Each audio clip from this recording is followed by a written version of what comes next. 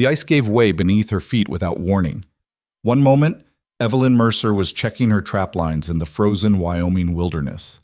The next, she was plunging through shattered ice into water so cold it stopped her breath mid-scream. At 53 years old, alone on a failing homestead in the brutal winter of 1878, she understood with terrible clarity that this was how she would die.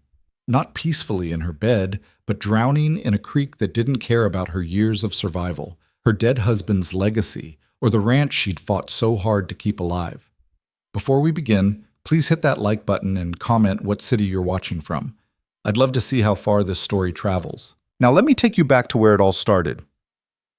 The wind came down from the Medicine Bow Range, like something with teeth.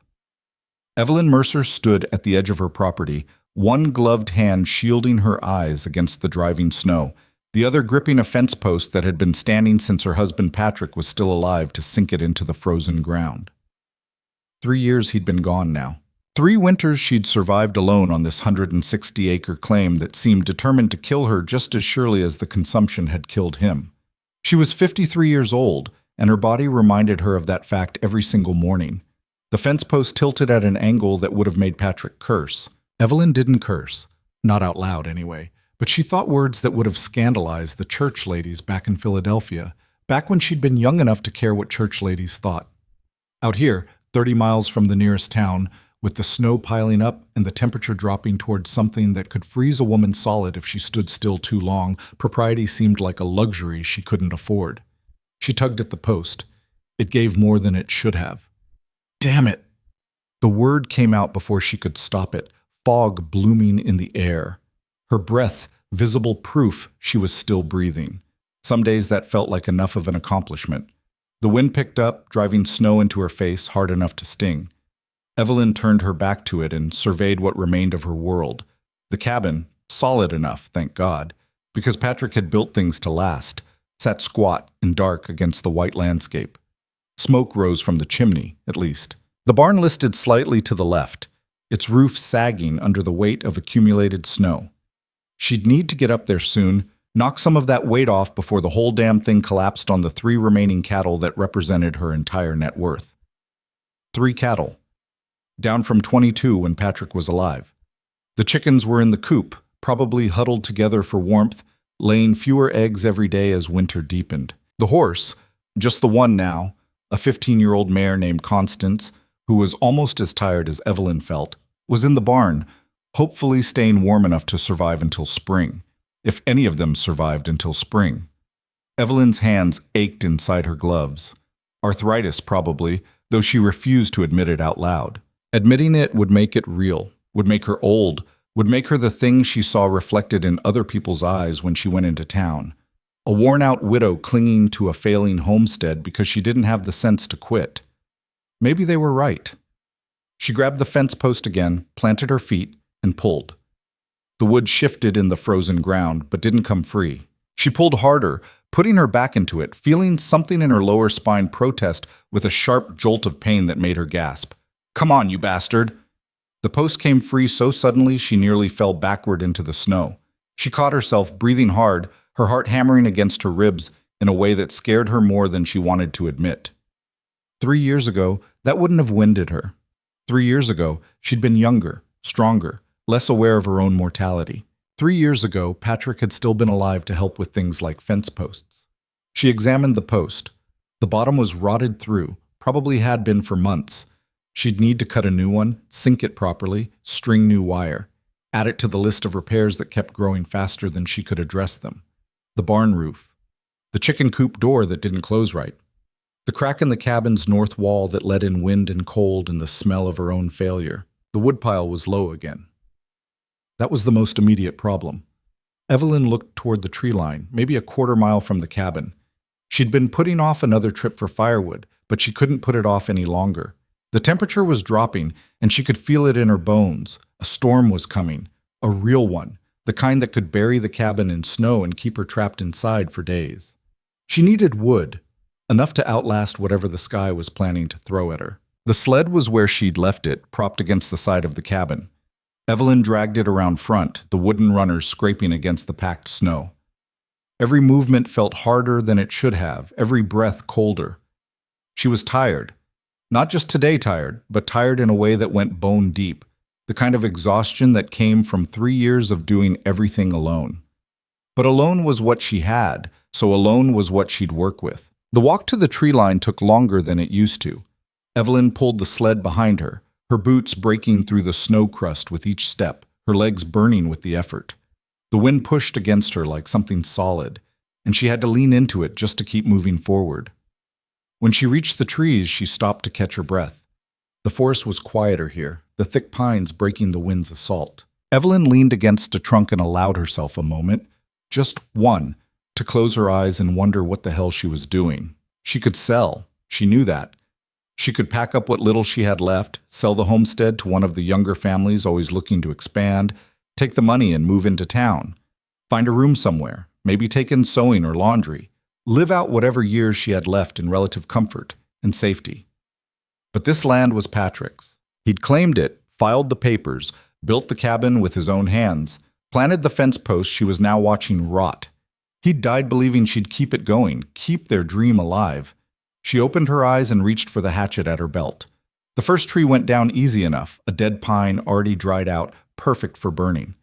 Evelyn worked methodically, chopping it into manageable lengths, trying to ignore the way her shoulders protested every swing. She'd loaded maybe half the sled when she heard it. A horse, coming through the trees. Evelyn straightened, hatchet still in hand, and turned toward the sound. Out here, visitors were rare enough to be suspicious. The last visitor she'd had was Tom Bridger from the neighboring claim, stopping by to offer, for the third time, to buy her out at a price that was an insult dressed up as charity. But the horse that emerged from the trees wasn't Tom Bridger's. The rider was tall, broad-shouldered, dressed in a heavy coat and wide-brimmed hat pulled low against the wind. He rode easy in the saddle despite the snow, like a man who'd spent more of his life on horseback than on foot. When he was close enough for her to see his face, Evelyn revised her mental age estimate downward. 30-ish maybe, with dark hair and several days' worth of beard, and eyes that took her in with the same assessing look she was giving him. He stopped his horse a respectful distance away. Didn't dismount. Just sat there, one hand resting on his saddle horn, looking at her like he was trying to figure out if she was going to use that hatchet. "Ma'am," he said finally. His voice was rough, like he didn't use it much. Evelyn didn't lower the hatchet. "You're on private property." Didn't mean to trespass. He gestured vaguely behind him. Following the creek bed, wasn't paying attention to boundaries. "Saw your smoke. Figured I'd pay my respects before passing through." "You paid them. Creek bed's that way." She pointed. He didn't move. His horse shifted beneath him, blowing clouds of steam into the cold air. "Storm's coming," he said. I noticed." "Big one, looks like. You out here alone?" And there it was, the question that always came, the one that contained within it every assumption about what a woman her age could or couldn't handle. Evelyn felt her jaw tighten. "That's not your concern." "Wasn't trying to offend, ma'am. Just making conversation." "I don't need conversation. I need to finish loading this wood before that storm hits." She turned her back on him deliberately, reached for another log.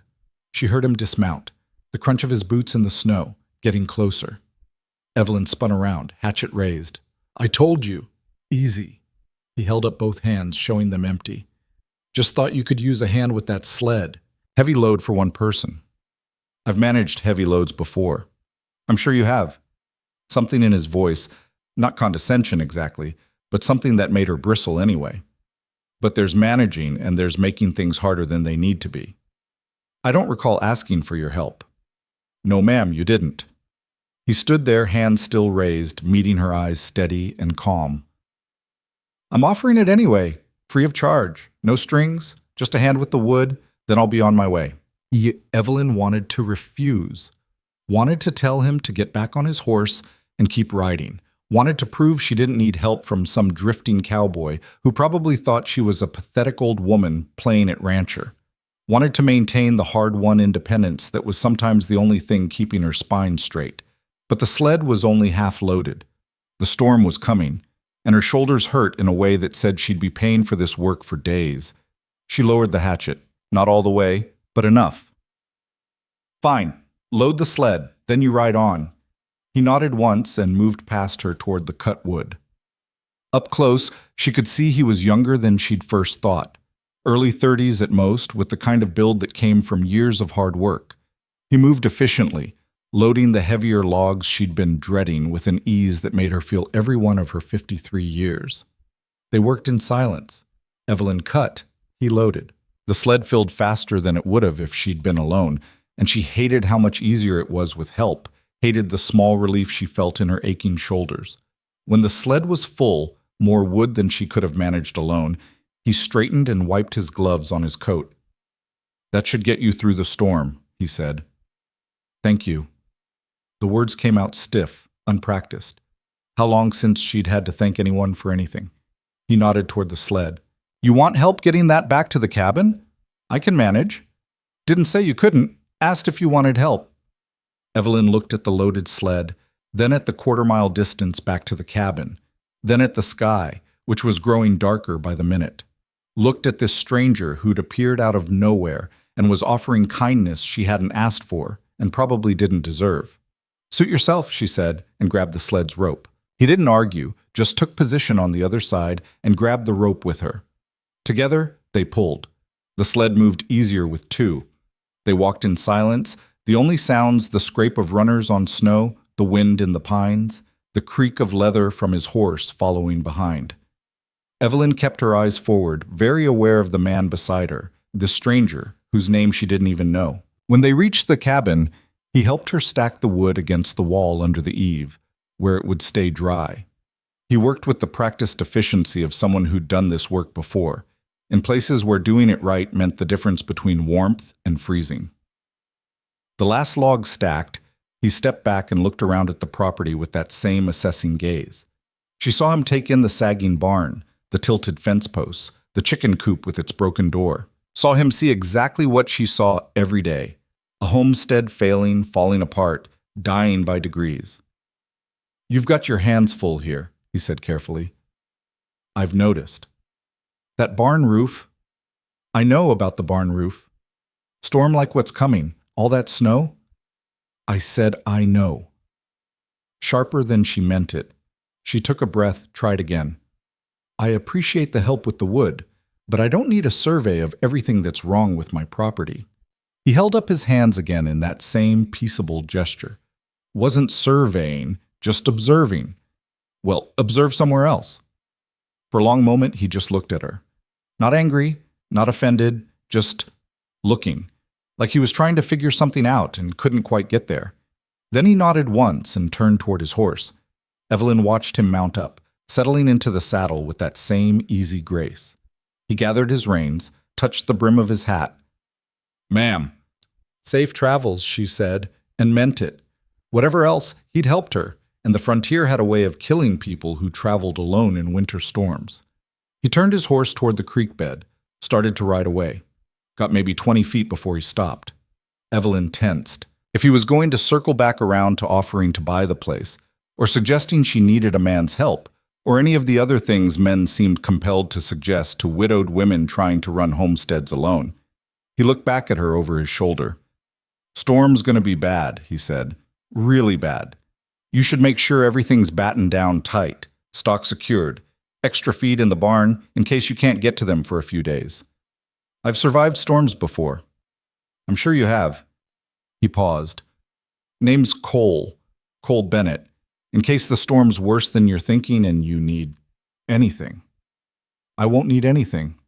"Probably not," he agreed. "But just in case, I'll be in that stand of cottonwoods about a mile south near the big bend in the creek. You see my fire, you know where to find me. Storm breaks, I'll move on." Before she could respond, before she could tell him she wouldn't need his fire or his help or anything else, he touched his hat again and rode away, his horse's hoofprints disappearing into the white landscape. Evelyn stood there long after he'd vanished, one hand resting on the woodpile he'd helped her stack, watching the snow fall harder. The storm hit just after dark. Evelyn had done everything she could think of to prepare. Fed the chickens extra, bedded down the cattle with extra hay, made sure Constance was secure in the barn, checked and rechecked the cabin supplies, food, water, firewood. Built up the fire in the stove until the cabin was almost too warm, knowing she'd need that heat banked against the cold that was coming. Then she'd settled into Patrick's old chair. Her chair now, she supposed, though it still felt like sitting in a dead man's seat, and listened to the wind rise. It started as a low moan, building gradually until it became a shriek that rattled the cabin's shutters and found every crack in the walls. Snow pounded against the north side of the cabin like fists demanding entry.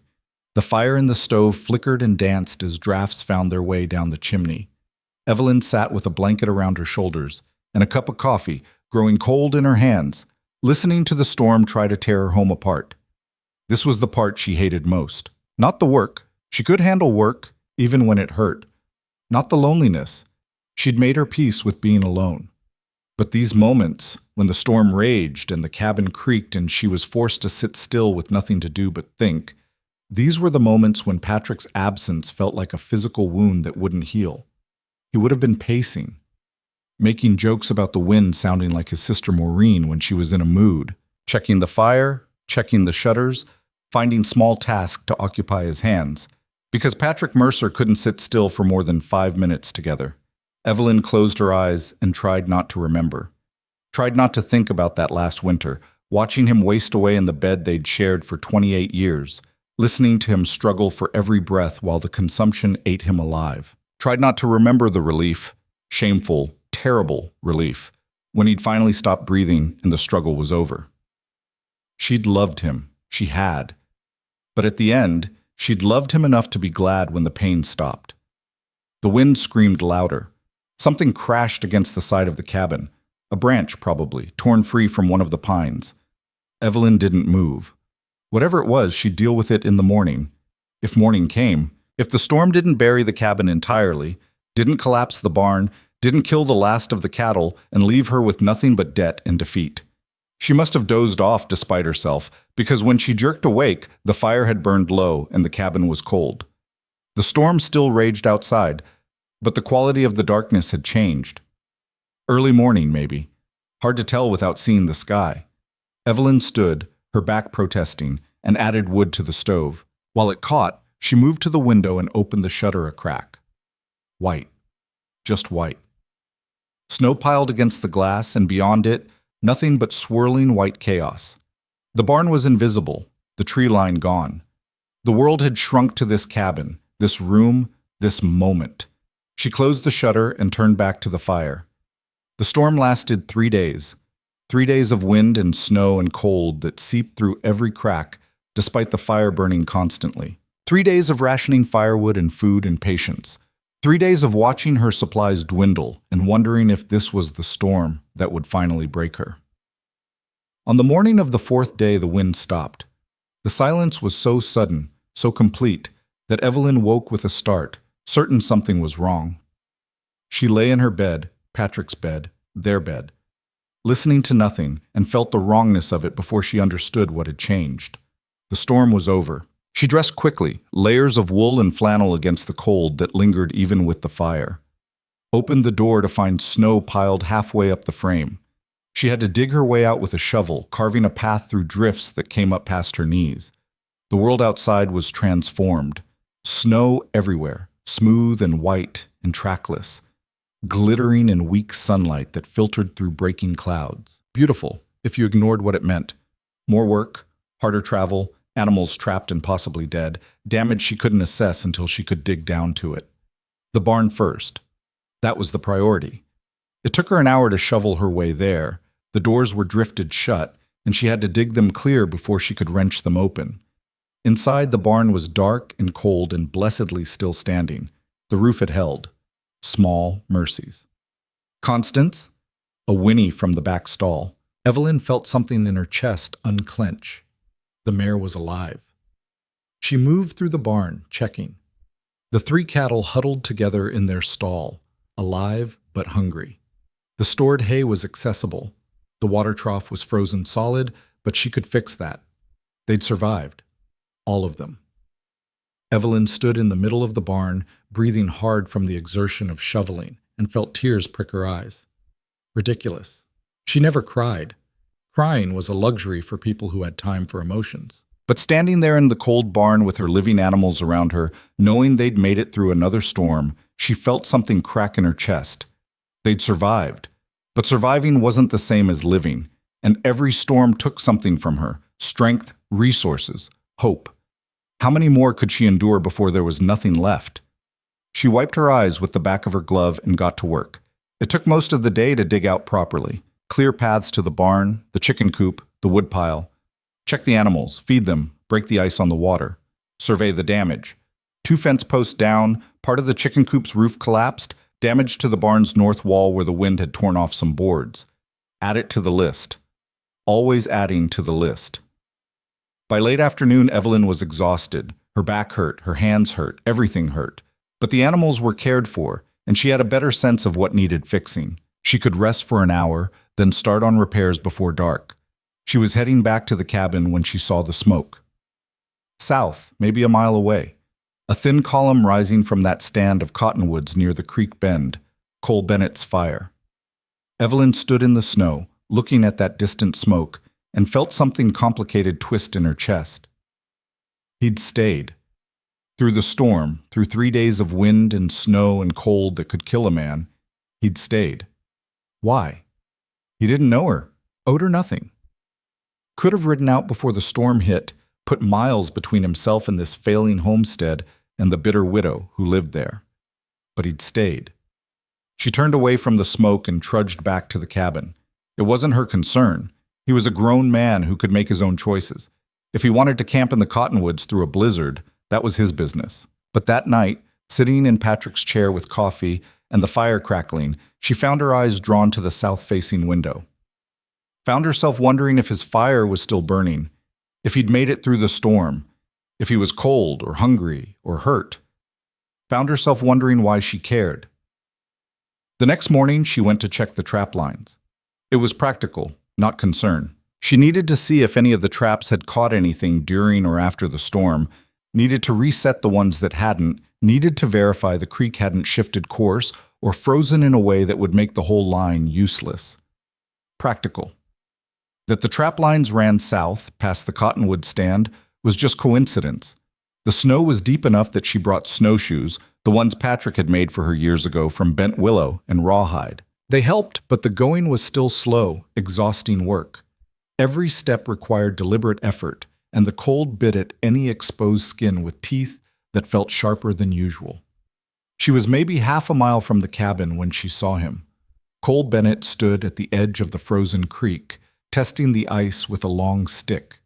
He'd cleared some of the snow away, exposing the surface beneath, and was methodically working his way along the bank, looking for weak spots, she realized, places where the ice might give way. Smart. The kind of thing someone who'd spent time in winter country would know to do. He looked up as she approached, no surprise on his face, like he'd been expecting her, or at least wasn't surprised to see her. He touched his hat. "Ma'am, checking the ice?" Seemed wise. Creek's running faster than it looks under there. Ice isn't as solid as it should be in some spots. Evelyn looked at the creek, then at him. "You made it through the storm." "Did." He gestured back toward the cottonwoods. "Found a good spot, had enough supplies. Wasn't comfortable, but I've been less comfortable." "You could have left, before it hit." "Could have." He went back to testing the ice, moving methodically downstream. "Didn't seem right." "Didn't seem right," she repeated. "Why?" "You don't know me, don't owe me anything." He paused, looked at her directly. "Storm like that, leaving someone alone out here when you know they might need help. That doesn't sit well with me." "I told you I didn't need help." "I know what you told me." He went back to his testing. "Thing is, ma'am, there's what people say and what's true. Sometimes they're the same thing, sometimes they're not."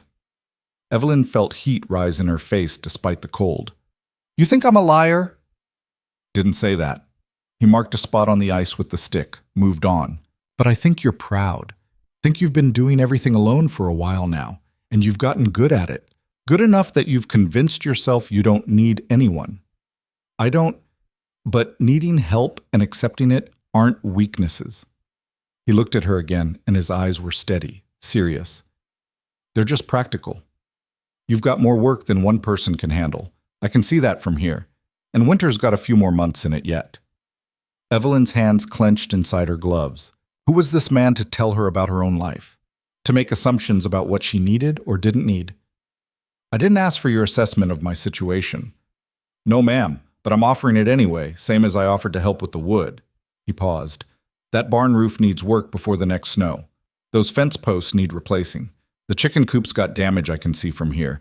You try to do all that alone in this cold at your... He stopped himself. At my age? The words came out sharp as broken glass. Go ahead, say it. I was going to say with everything else you're managing. But if you want to make it about age, we can do that too.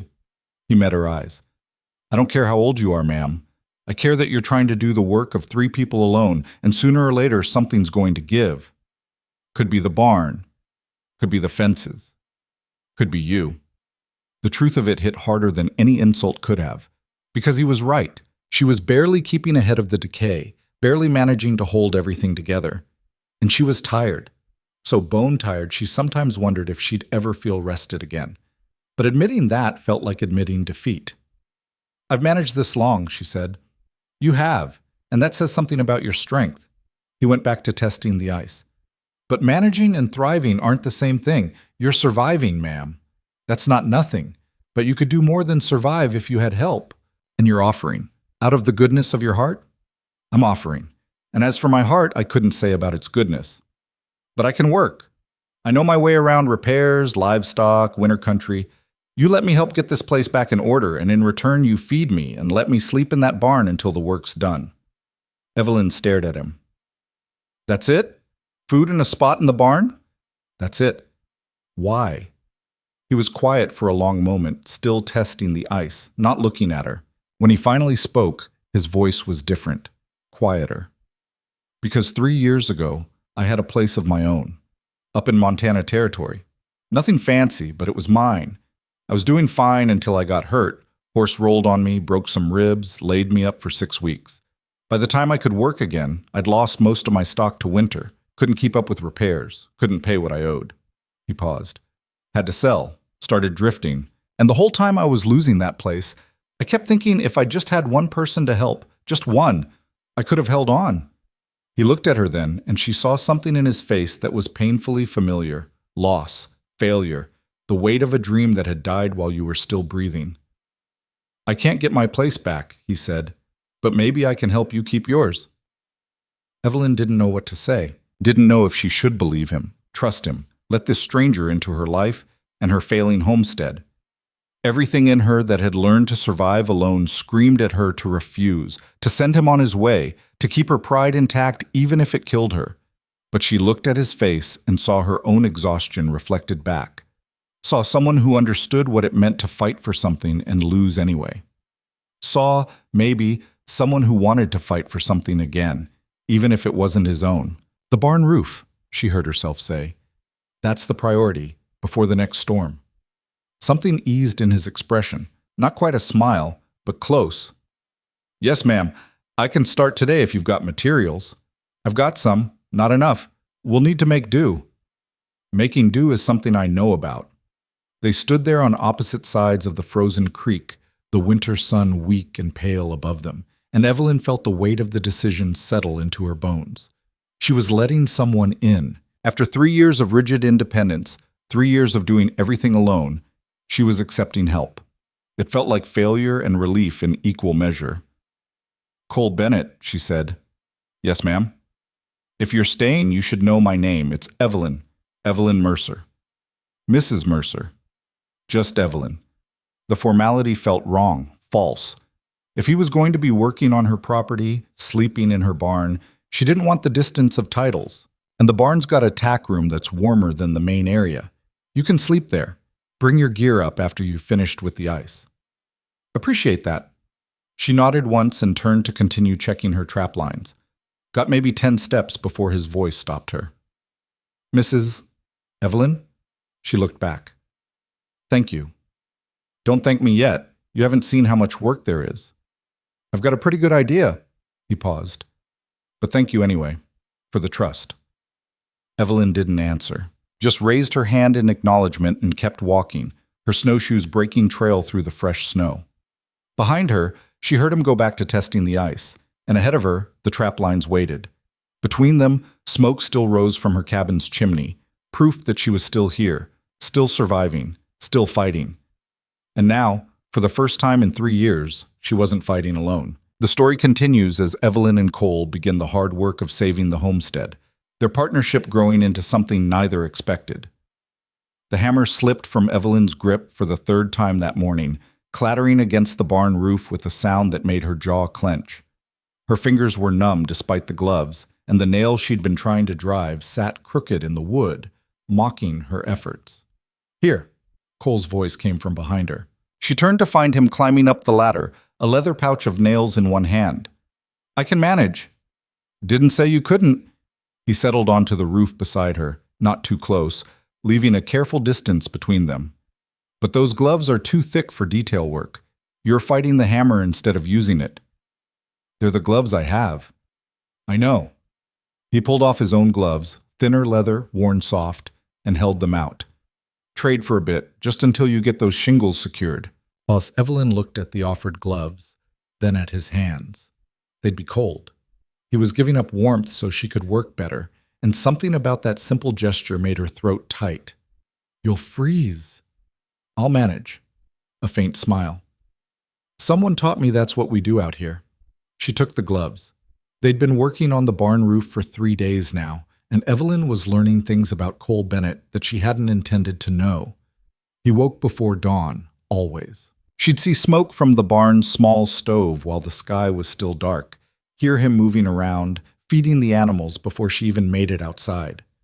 He worked steadily, methodically, never rushing but never wasting motion either. When something broke or proved more complicated than expected, he didn't curse or complain, just stopped, assessed, figured out a different approach. He also had opinions about how things should be done, which was starting to grate. "That post needs to be deeper," he'd said yesterday, watching her dig. "It's fine. Ground's going to heave when it thaws. Posts that shallow will tilt come spring." "I've been setting fence posts for 30 years. "I'm sure you have. But this ground's different than what you're used to. Clay layer about 2 feet down holds water. You don't get below it, the freeze-thaw cycle will push anything you plant right back up." He'd been right, which made it worse. She'd hit the clay layer exactly where he'd said, had to dig another 8 inches through ground that fought her every inch. Her shoulders had ached for 2 days after. But the fence post was solid now. Wouldn't move. "You're thinking too hard about it," Cole said, watching her line up another nail. "Trust your arm. You've done this before." "Not on a roof this steep." "Steep's the same as flat, just at an angle. Hit it like you mean it." Evelyn adjusted her grip. His gloves fit better than hers, she had to admit, and swung. The nail sank clean, satisfying. She reached for another. They worked in silence for a while, the rhythm familiar now. She'd nail, he'd check her work, move ahead to position the next shingle.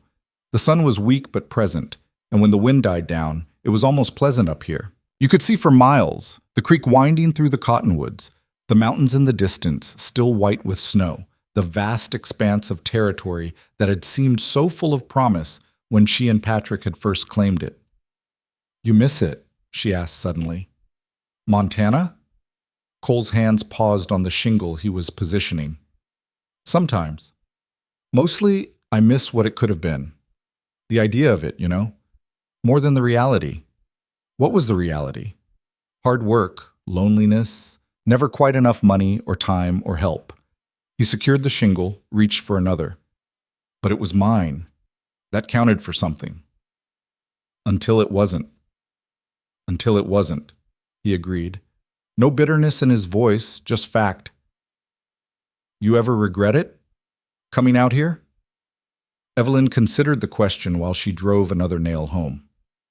"Every winter, every time something breaks or dies or goes wrong, every time I have to make a choice between fixing the roof and feeding the stock." "But you stay." "I stay." She sat back, wiping sweat from her forehead despite the cold. Patrick wanted this so badly. The frontier, the independence, building something that was ours. He'd talk about it at night, plans for expanding, maybe running 100 head of cattle eventually, building a real house instead of the cabin. She looked out at the property spread below them. He died still believing it could happen. "And you?" "I don't know what I believe anymore. Some days I think I'm staying out of stubbornness. Others, I think I'm staying because leaving would mean admitting he was wrong, and I can't do that to his memory. She picked up the hammer again. Either way, I'm here. Cole was quiet for a moment. Then, he was lucky to have someone who'd keep fighting for his dream even after he was gone. Lucky, Evelyn repeated. That's not the word I'd use. Foolish, maybe. Pig-headed. Loyal. The word sat between them, simple and true. Evelyn felt something shift in her chest, some small recognition of what she'd been doing these 3 years. Not just surviving. Keeping faith. Holding the line for a dead man's dream because breaking faith felt like a betrayal worse than failure. We should get back to it, she said. Weather's going to turn.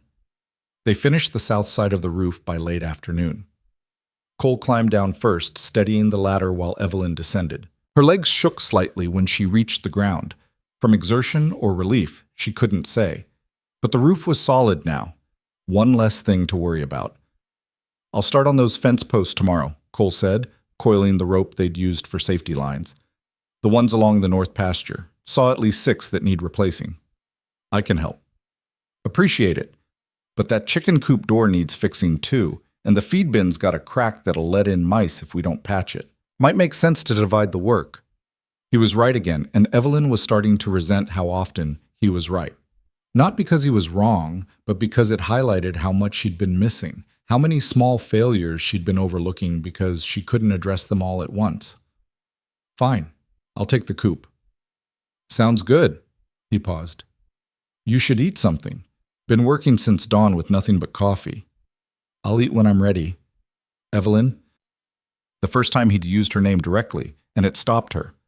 I'm not trying to mother you, but you're running yourself ragged, and that doesn't serve either of us. You work better fed. That's just practical. She wanted to argue, but her stomach chose that moment to growl audibly. Cole had the grace not to smile. There's stew, she said stiffly. From yesterday. Still good. I'll get the fire going if you want to warm it up. They fell into an uneasy routine over the following days. Work from dawn until the light failed. Simple meals shared mostly in silence. Evelyn wasn't much for conversation, and Cole seemed content with quiet. Evenings spent by the fire, her mending clothes or doing accounts while he carved pieces of wood into useful shapes. New handles for tools, pegs for hanging harnesses, a replacement latch for the chicken coop door. It was strange having someone else in her space after so long alone. She'd grown used to the silence, the solitude, the ability to move through her days without considering anyone else's presence or needs. Now she found herself aware of him constantly, the sound of his boots on the barn floor, the smell of tobacco from his evening pipe, the way he hummed sometimes while he worked, tuneless but steady. It irritated her how much less irritating it became. You know anything about birthing cattle? Cole asked one evening, not looking up from the piece of willow he was shaping. Some. Why? That heifer, the roan one. She's carrying, probably dropped the calf in the next month or so, if I'm reading the signs right.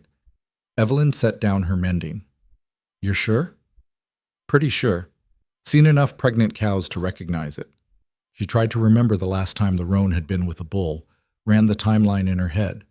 It was possible. More than possible. Likely. Which meant one more mouth to feed, but also meant the herd could grow instead of just shrinking through attrition and loss. If she calves healthy, that's good news, Cole continued.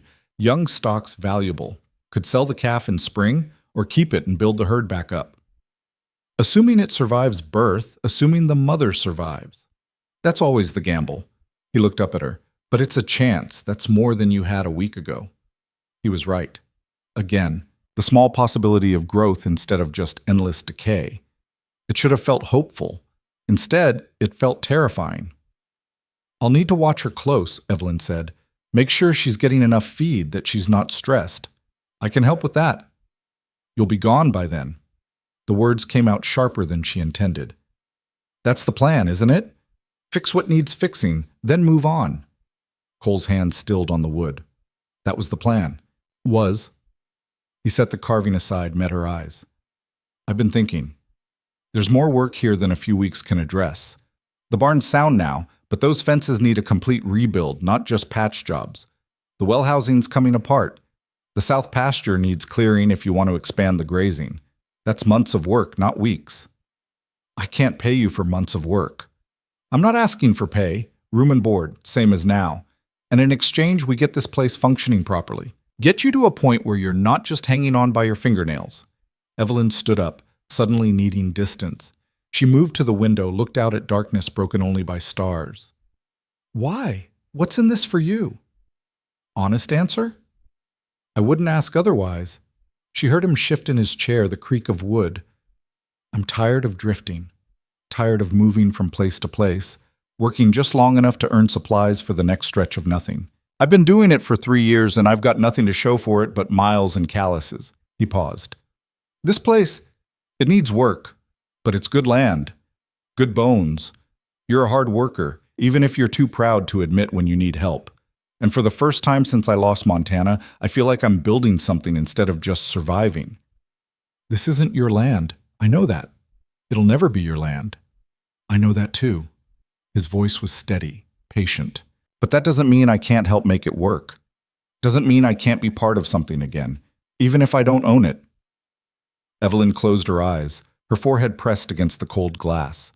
It would be easy to say yes. So easy. To accept his help, his presence, his steady competence that made everything feel less overwhelming. To not be alone anymore. But easy things had a cost. They always did. What happens when you get tired of this? She asked. When spring comes and the wandering urge hits you again? What happens when I've gotten used to having help and you decide you're done?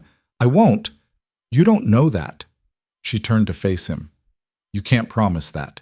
People leave. They die. Or they lose interest, or they find something better. And I've built my life around not depending on anyone because depending on people means getting hurt when they're gone. Cole stood up slowly, his face serious in the firelight. You're right. I can't promise I'll never leave.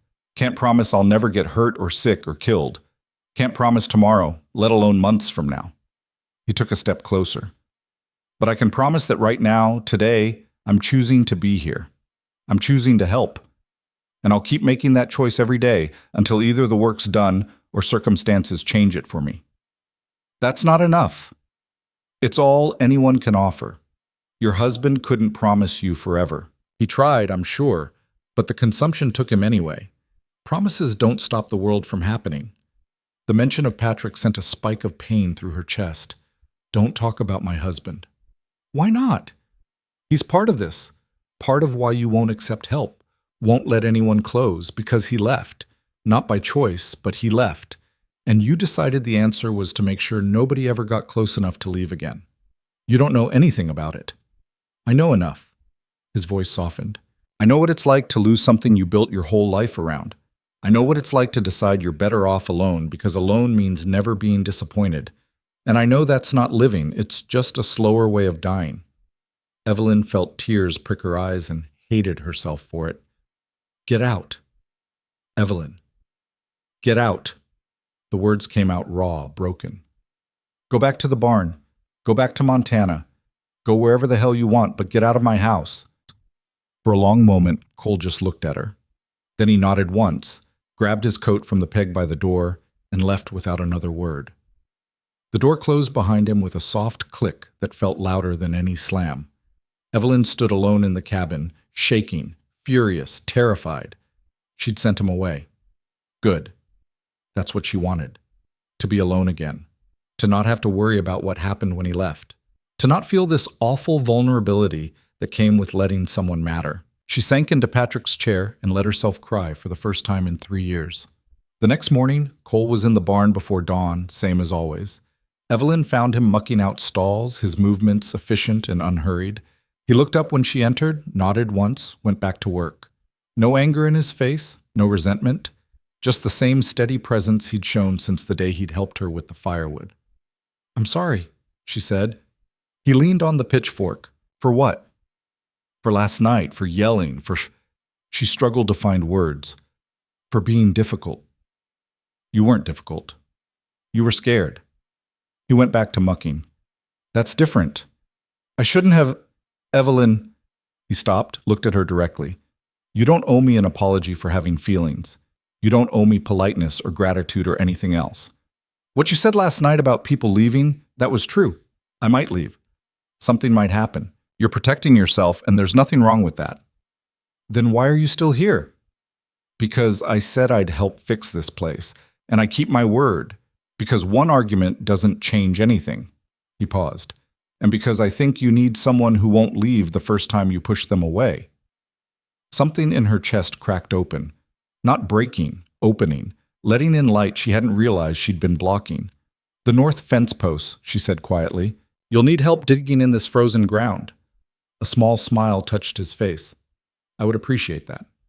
They worked together that day, and the next, and the one after that, digging post holes in ground that fought them every inch, cutting new posts from deadfall in the forest, stringing wire with hands that ached from cold and effort. The work was hard, brutal sometimes, but it got done. Slowly, steadily, the property began to look less like something dying and more like something that might survive. And in the evenings, after the work was done and the animals were fed, they talked. Not about anything important at first, just small things. Cole told her about Montana, about the winter he'd watched wolves bring down an elk from his cabin window, about a town he'd passed through where the whole main street was built on stilts because of flooding, about a horse he'd once owned that could open gate latches with its teeth. Evelyn told him about Philadelphia, about growing up in a city where the streets were paved and you could buy fresh bread every morning from a bakery, about meeting Patrick at a church social, about how he'd promised her adventure and delivered hardship, and how she'd loved him anyway, about the daughter they'd lost in childbirth 25 years ago, and how that loss had shaped every choice they'd made after. That's why you came west, Cole said quietly. To get away from the memories. To build new ones. Evelyn stared into the fire. Patrick thought if we had a place that was ours, we could start over, be happy again. Were you? Happy? She considered it. Sometimes. In moments. When the work went well, when we'd sit outside on summer evenings and watch the sunset. When he'd make me laugh with some ridiculous story. She paused. But mostly we were just trying to make the dream work, trying to build something from nothing, trying to survive. That's more than a lot of people get.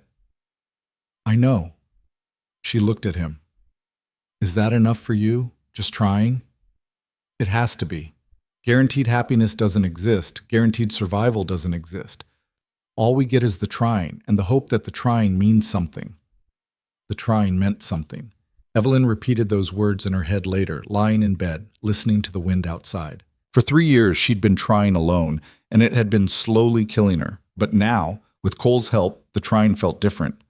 Felt like it might actually lead somewhere beyond just more exhaustion. 3 weeks after he'd first offered to help, the work was visibly changing the property. The barn roof was solid, the fences were straight and strong. The chicken coop had a new door that actually closed properly. The feed bin was patched. The well housing was reinforced. Small victories, but they added up, and the roan heifer's belly kept growing. She's close, Cole said one evening, watching the cow from the barn door. Maybe a week, maybe less. I've never birthed a calf alone. You won't be alone. He looked at her. I'll be right there with you. The confidence in his voice steadied something in her. What if something goes wrong? Then we deal with it together, same as everything else. Together. The word had started to lose its strangeness, started to feel almost normal. That night, Evelyn made stew with the last of the salt pork and some vegetables she'd been hoarding. It was better than their usual simple meals, and Cole noticed. Special occasion? He asked. The barn roof's done. The fences are solid. The calf's coming soon. She ladled stew into bowls. Seemed worth marking. They ate in comfortable silence, and Evelyn realized with something like surprise that she'd stopped listening for his presence. Stopped being constantly aware of where he was, what he was doing. He'd become part of the rhythm of the place, as natural as the creak of the cabin walls or the sound of wind in the pines. I was thinking, Cole said, setting down his spoon. Come spring, we should consider expanding that south pasture. Clear some of the scrub, maybe fence another 5 acres. Give the herd room to grow if that calf survives and we can acquire more stock. That's a lot of work. It is, but it's possible work. Achievable. He met her eyes. You've been thinking survival. I'm suggesting we start thinking growth. Growth. The word felt foreign, almost dangerous. Growth meant investment, meant planning for a future, meant believing there would be a future worth planning for. "I'll think about it," she said. "That's all I'm asking." Later, after Cole had gone back to the barn and Evelyn was alone in the cabin, she pulled out the ledger where she tracked expenses and income. The numbers were grim, as always. But looking at them now, with the knowledge that the barn wouldn't collapse and the fences wouldn't fall and there was actually someone to share the work, they seemed less like a death sentence and more like just numbers. Difficult numbers, challenging numbers, but not impossible ones. She turned to a fresh page and wrote at the top, "Spring Plans." Then she stared at the blank page for a long time before finally, carefully writing, "South Pasture Expansion. New stock if possible. Repair cabin north wall. Plant kitchen garden." Simple things, practical things. Things that assumed she'd still be here in 6 months, a year, that the homestead would still be standing and worth improving. Things that assumed she wasn't alone. The storm hit without warning 2 days later, fierce and fast, the temperature dropping so quickly that ice formed on the windows before Evelyn could get the shutters closed. She'd been checking the trap lines, stupid in retrospect, with the sky that particular shade of gray that meant trouble. And by the time she realized her mistake, the snow was already falling thick enough to erase her own footprints behind her. She tried to orient herself, to find the landmarks she knew would lead back to the cabin. But everything looked different in the whiteout, and the wind was howling loud enough to drown out thought. She pushed forward in what she hoped was the right direction, her lungs burning from the cold, her hands already going numb despite the gloves. That's when she heard it, or thought she heard it. A crack, sudden and sharp beneath her feet. Evelyn looked down and realized with terrible clarity that she was standing on the creek, on ice that was thinner than it should be, weakened by the current running beneath. She had time to think. Cole warned me about this. He marked the weak spots. Then the ice gave way, and she was falling into water so cold it felt like knives stabbing every inch of her skin at once. The shock drove the air from her lungs. She tried to scream but swallowed water instead, went under, came up gasping and choking. The current pulled at her heavy coat, her boots, trying to drag her downstream. She flailed for the edge of the ice, found it, felt it break away in chunks under her weight. This was how she would die. Not working, not fighting. Just falling through ice because she'd been too stubborn to wait out the weather, too determined to check traps that probably held nothing anyway. Patrick would be disappointed. Or maybe he wouldn't. Maybe he'd understand that she'd been trying right up until the end. Her hands found solid ice. She pulled, kicked, got her chest up onto the surface. The ice held. Barely. She pulled again, inch by terrible inch, feeling strength draining from her limbs as the cold sank deeper. Almost there. Almost. Strong hands grabbed her arms. "I've got you. Stop fighting. I've got you." Cole's voice strained with effort. He pulled, and she felt herself sliding up onto solid ice, onto snow, away from the deadly water. Then he was dragging her, and she couldn't help him, couldn't do anything but let herself be pulled while her body shook so violently she couldn't tell if it was cold or shock or terror. "Stay with me. Evelyn, stay with me." She tried to answer, but her teeth were chattering too hard to form words. The world tilted, and she realized he'd picked her up, was carrying her, running through snow that should have made running impossible. The cabin appeared out of the whiteout like a miracle, and then they were inside, blessed warmth hitting her face. Cole set her down near the stove, started stripping off her wet clothes with quick, efficient movements. She tried to protest. Propriety demanded protest. But she was shaking too hard. And anyway, he wasn't looking at her like a woman. He was looking at her like someone who might die if he didn't work fast enough. "These need to come off. All of them. You understand?" She nodded. Let him work. He wrapped her in blankets, piled them on until she could barely move, positioned her close to the stove. Then he was building up the fire, adding wood with hands that she noticed were shaking almost as badly as hers. "How did you—" Her voice came out broken, rasping. "Saw you head out. Knew a storm was coming. When you didn't come back, I went looking." He grabbed a pot, started heating water. "Found your tracks before the snow covered them. Heard the ice break. You could have—" She had to stop, her chest heaving. "Could have fallen through too." "Didn't, though." He brought her warm water, held the cup to her lips. "Drink. Small sips." The water burned going down, but it was good burning, life burning. Evelyn drank and felt sensation starting to return to her fingers and toes, painful, agonizing sensation that made her gasp. Cole knelt beside her, his face pale beneath the beard. I thought I'd lost you, heard that ice crack and thought... He stopped, swallowed hard. I can't lose you. Cole, no, listen to me. His hands gripped hers through the blankets. I know what we said. I know this was supposed to be temporary, just help with the work, nothing more. But I can't pretend anymore. I can't pretend I'm just a hired hand, can't pretend I'll be able to walk away when spring comes. His voice cracked. I'm in love with you, Evelyn. Have been for weeks now. And seeing you fall through that ice, thinking you were going to die before I could tell you, I'm old, she whispered. I don't care. I'm difficult and stubborn and I know. I don't care about that either. He moved closer, his eyes intense. I care that you're strong and capable and loyal. I care that you make me laugh even when you're trying to be serious. I care that you've kept this place alive through sheer force of will when anyone else would have quit. I care that you're alive right now when you almost weren't, and I care that I get to tell you this instead of mourning you.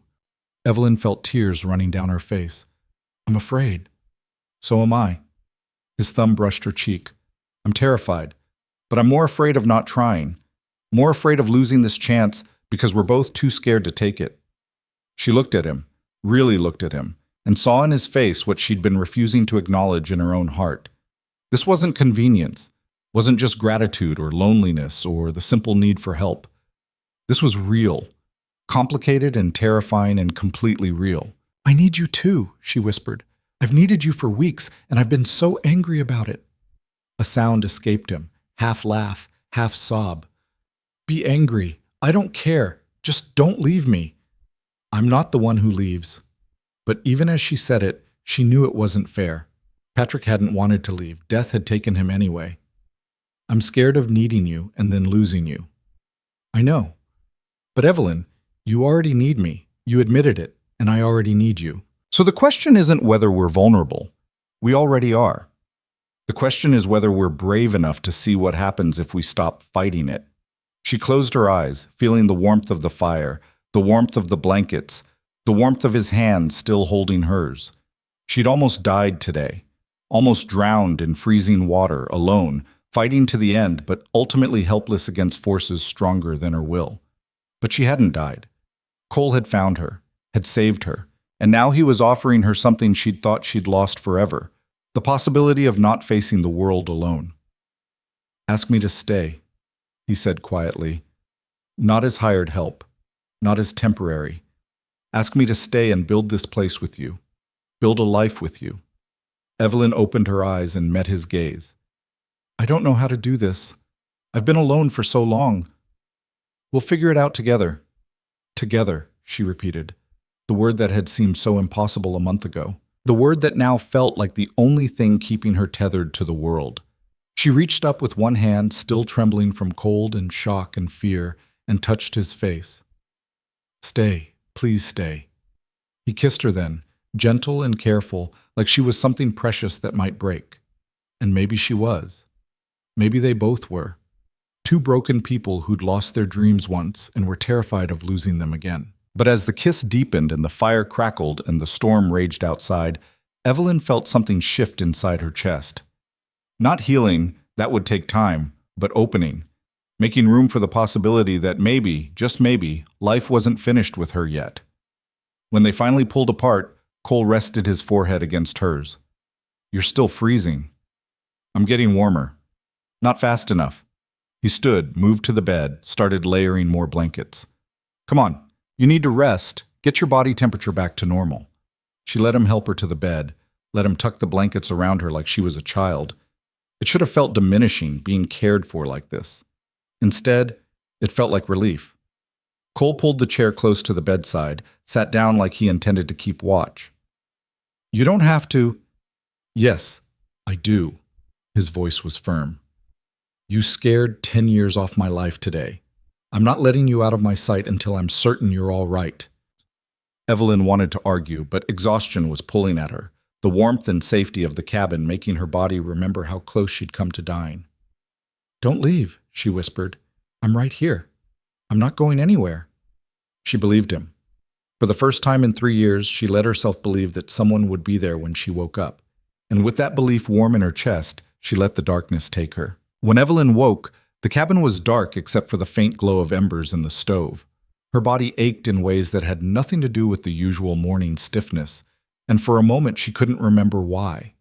Then it came back, the ice breaking beneath her feet, the shock of freezing water, Cole's hands pulling her to safety.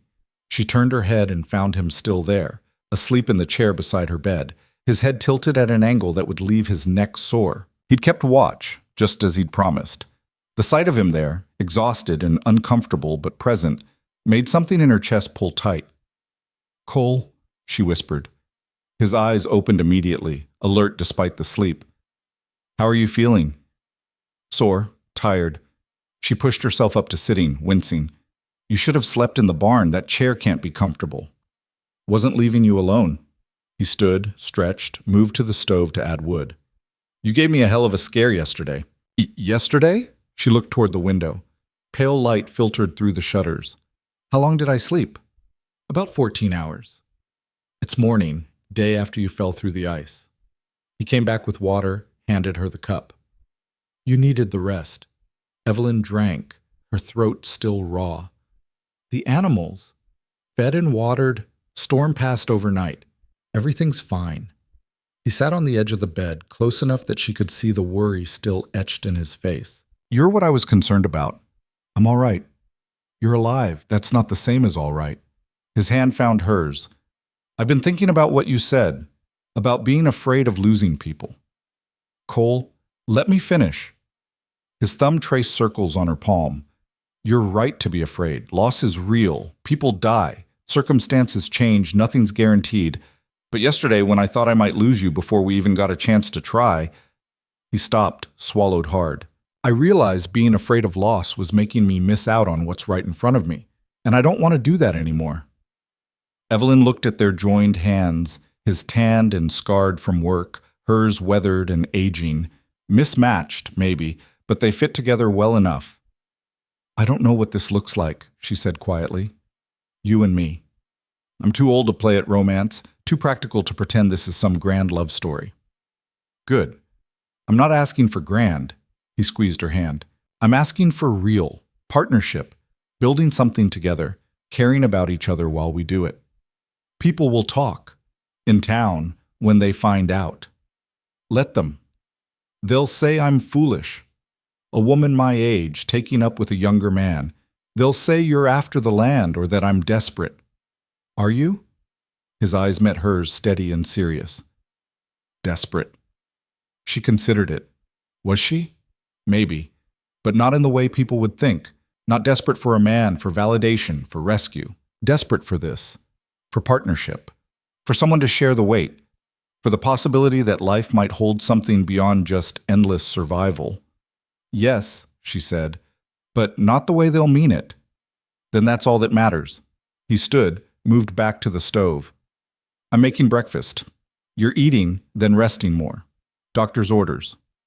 "You're not a doctor. I'm the closest thing you've got out here, so you'll do as I say." There was affection in his bossiness, and Evelyn found herself almost smiling. Bossy. Someone has to be, since you won't take care of yourself properly. She watched him work, moving around her kitchen with the ease of familiarity. He'd learned where she kept things, had developed his own rhythm in her space. It should have felt invasive. Instead, it felt like coming home after a long absence to find someone had kept the fire burning. They ate together as the sun rose higher, weak winter light filtering through the shutters. Cole told her about the storm, how it had blown through fast and fierce, how he'd spent the hours she was sleeping checking and rechecking that she was breathing steady, that her color was returning to normal. "You didn't have to do that," she said. "Yes, I did. You almost died, Evelyn. Do you understand that? Another minute in that water. If I'd been any slower getting to you..." His voice broke. "I can't stop seeing it. You going under? The current trying to pull you away. But you got there in time. Barely." He set down his fork, his appetite apparently gone. "It made me realize how fragile all of this is, how quickly it could all end. And I don't want to waste whatever time we have being cautious or proper or worried about what other people think." "What do you want?" He looked at her across the table, his expression open and vulnerable in a way that made her breath catch. I want to marry you. Evelyn's cup clattered against the table. What? I want to marry you. Make this official. Make it real. Not because of propriety or what people will say, but because I want you to know I'm serious. I want the world to know. Cole, I know it's fast. I know we've only been doing this for a few weeks, but I'm 32 years old. I've been around enough to know what I want, and I want this. You, this place, building a life together. He paused. Unless you don't want that. Did she want that? Evelyn tried to sort through the tangle of emotions in her chest. Fear, definitely. Uncertainty. But underneath it all, something that felt dangerously close to hope. I was married for 28 years, she said slowly. When Patrick died, I thought that part of my life was over. Thought I'd had my chance at marriage, and that was it. And now? Now I'm terrified. She met his eyes. I'm terrified of saying yes and having you realize you've made a mistake. Terrified of what the town will say when a widow my age marries someone your age. Terrified of needing you this much and then losing you. All valid fears. He reached across the table, took her hand again. But are they enough to make you say no? She thought about yesterday, about the freezing water closing over her head, about thinking she would die alone with her dreams unfulfilled. Thought about waking up to find Cole keeping watch, about the relief in his face when she'd opened her eyes. Thought about the weeks of working beside him, the easy partnership that had developed, the way he'd challenged her and helped her and refused to let her push him away. Thought about the possibility of not being alone anymore. No, she whispered. They're not enough to make me say no. His face transformed, joy breaking through the worry. Yeah? Yeah. She squeezed his hand. But I have conditions. Name them. We do this properly. I won't have people saying I was so desperate I jumped into bed with the first man who showed me kindness. We wait. Court properly, if that's what you want to call it. Give people time to get used to the idea. How long? Until spring. Until after the calf's born and we see if the herd survives the winter. Until we're sure this isn't just proximity and convenience making us think we feel more than we do. Cole was quiet for a moment, then nodded. All right, we wait until spring. But Evelyn, I already know what I feel. Waiting won't change it. It might change mine. I'll take that risk. They finished breakfast in a silence that felt different than before, charged with possibility, with the weight of promises made and futures imagined. When Cole stood to clear the dishes, Evelyn stopped him with a hand on his arm. Thank you, she said, for pulling me out of the creek, for staying, for seeing something in me worth. She couldn't finish. Worth loving? He leaned down, kissed her forehead gently. That's the easy part, Evelyn. You're the one doing the hard work, letting yourself be loved. After he'd gone back to the barn to check on the animals, Evelyn sat alone in the cabin and let herself feel everything she'd been pushing away. The fear was still there, sharp and real. But alongside it was something else, anticipation maybe. The sense that her life, which had felt finished at 53, might actually be just beginning a new chapter. The weeks that followed settled into a new normal. Cole worked on expanding the south pasture, cutting scrub and clearing ground that was frozen hard as iron. Evelyn mended harnesses and did the indoor work that needed doing, her body still recovering from the near drowning. They were careful around each other now, conscious of what they'd admitted, what they'd promised. The roan heifer's belly continued to swell. Cole checked on her multiple times a day, watching for signs that labor was approaching. Evelyn found herself doing the same, her anxiety building. So much could go wrong with a birthing. The calf could be breech, the mother could hemorrhage, infection could set in. One more thing to worry about, one more way the frontier could take from her. Stop borrowing trouble, Cole said one evening, finding her staring at the heifer with worry etched on her face. She's healthy, strong. No reason to think anything will go wrong. There's always a reason out here. There's also always a reason things might go right. You just never let yourself believe in that option. He was right, which was becoming a pattern she both appreciated and resented.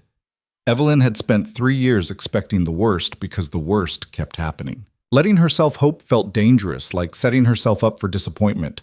But she was trying. For Cole, for herself, for the possibility of a future that wasn't just survival. She was trying to believe things might actually work out. The town trip came in late February, when supplies ran too low to put off any longer. Evelyn had been dreading it, knowing that taking Cole with her would start rumors, but leaving him behind felt wrong too, like denying what they were to each other. "We'll go together," Cole said, settling the matter. "Let them talk. Better they start getting used to seeing us as a pair now rather than being surprised later." They hitched Constance to the wagon and made the 30-mile trip in silence, broken only by the creak of wheels and the mare's steady hoofbeats. The town, Hardwick, population maybe 300 on a good day, appeared on the horizon like a collection of weathered buildings trying to convince themselves they were civilization. Evelyn felt Cole tense beside her as they rolled down the main street. She understood. This was where it would become real, where their private partnership would become public knowledge. The general store was run by Martha Hendricks, a woman Evelyn's age with opinions on everything and the subtlety of a sledgehammer. Her eyes went wide when Evelyn and Cole walked in together. "Mrs. Mercer," she said, her gaze sliding from Evelyn to Cole and back again. "And who's this?" "Cole Bennett. He's been helping with repairs on the homestead." "Helping?" Martha drew the word out like taffy. "I see. And how long has Mr. Bennett been helping?" "About 2 months now." Evelyn met the woman's eyes steadily, refusing to show embarrassment or shame. "The barn roof was failing. I needed someone who knew what they were doing." "I'm sure." Martha's smile was sharp. "Must be quite a help, having a strong young man around." "It is," Cole said mildly, stepping forward. "Ma'am, we'll need flour, salt, coffee, and whatever sugar you can spare. Mrs. Mercer has a list." He took control of the transaction smoothly, and Evelyn felt gratitude mixed with irritation. She could handle Martha Hendricks herself, had been handling her for years. But having Cole there, presenting a united front, made it easier to endure the woman's knowing looks and carefully barbed comments. They were loading supplies into the wagon when Tom Bridger appeared, the neighboring rancher who'd been trying to buy Evelyn's land for 2 years. He was a bull of a man, successful and loud about it, with hands the size of dinner plates and a voice that carried. "Evelyn," he boomed, "heard you had help out at your place. News travels fast.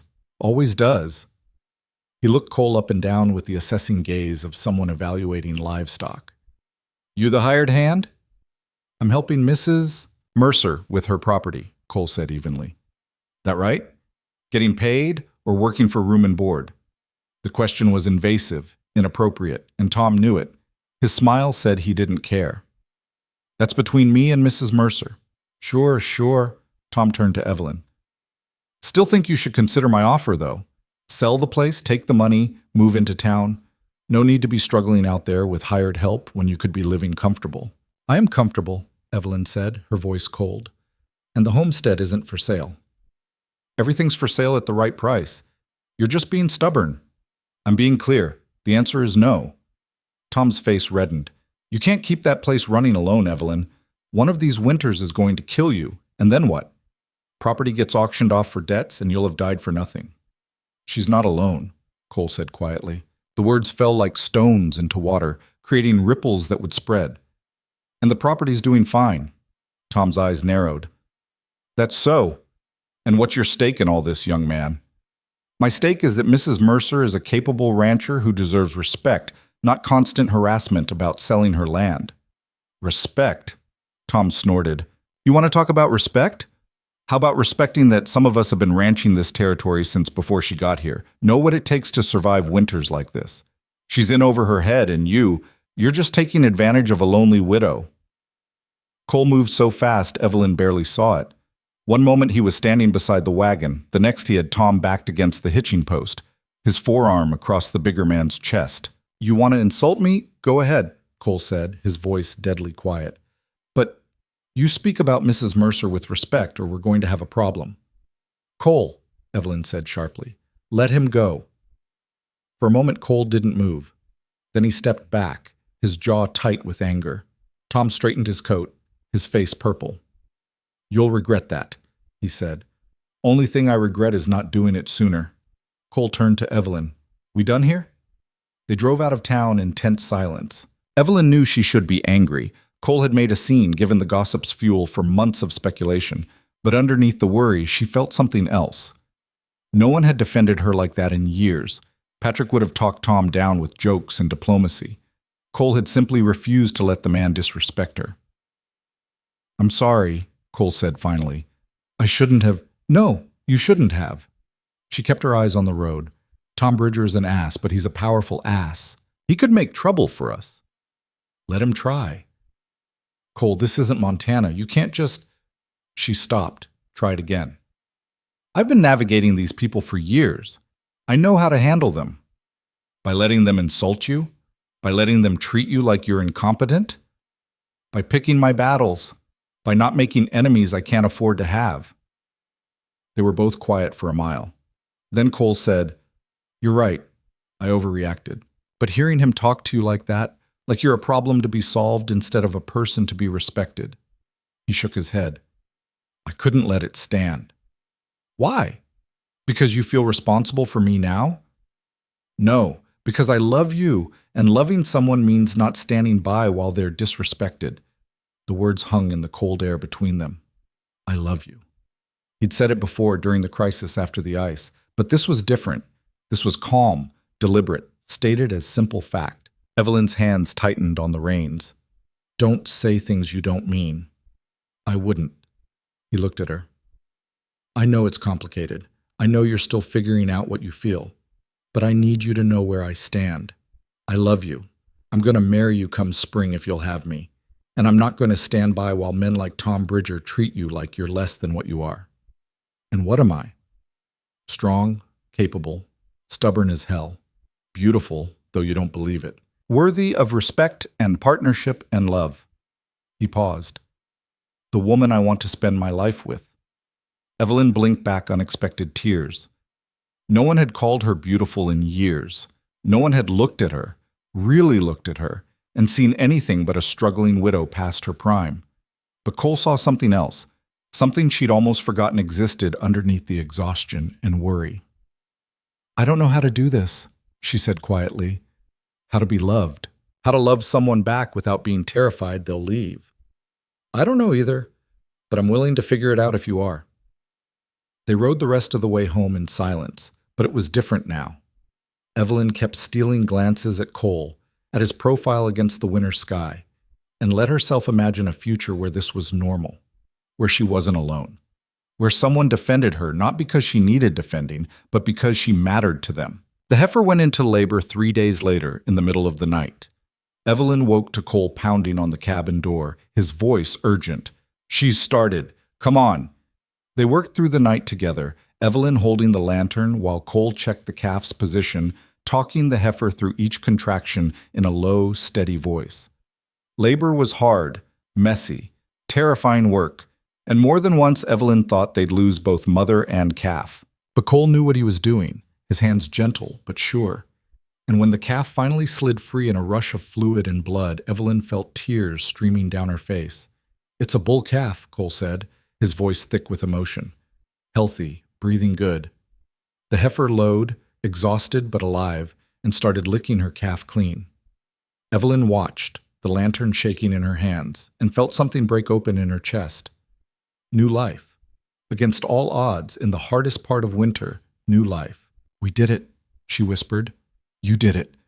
Cole stood, wiped his hands on a rag. "Your herd just grew." The calf struggled to its feet, wobbly and uncertain, and Evelyn laughed, actually laughed at the sight. When was the last time she'd laughed from pure joy? Cole pulled her into his arms, and she went willingly, pressing her face against his chest and crying for reasons she couldn't entirely name. Relief, joy, exhaustion, fear released. All of it mixed together until she couldn't tell where one emotion ended and another began. "I've got you," Cole murmured into her hair. "I've got you." And for the first time in 3 years, Evelyn let herself believe it might be true. They stood in the barn as dawn broke, watching the calf nurse while the heifer rested, and Evelyn felt something she'd thought was dead start to come back to life inside her. Hope, real hope, not the desperate kind that was just fear in disguise, but actual belief that maybe the future could hold more than just struggle. "Spring's coming," Cole said quietly. "Still a month away at least. But coming." He looked at her. "Question still stands, Evelyn. Will you marry me when it does?" She looked at the calf, at the heifer, at the barn Cole had repaired and the ranch they'd kept alive together through the hardest winter she could remember. Looked at him, at this man who'd stayed when he could have left, who'd fought for her when she couldn't fight for herself, who'd pulled her from freezing water and refused to let her die alone. "Yes," she said. "When spring comes, yes."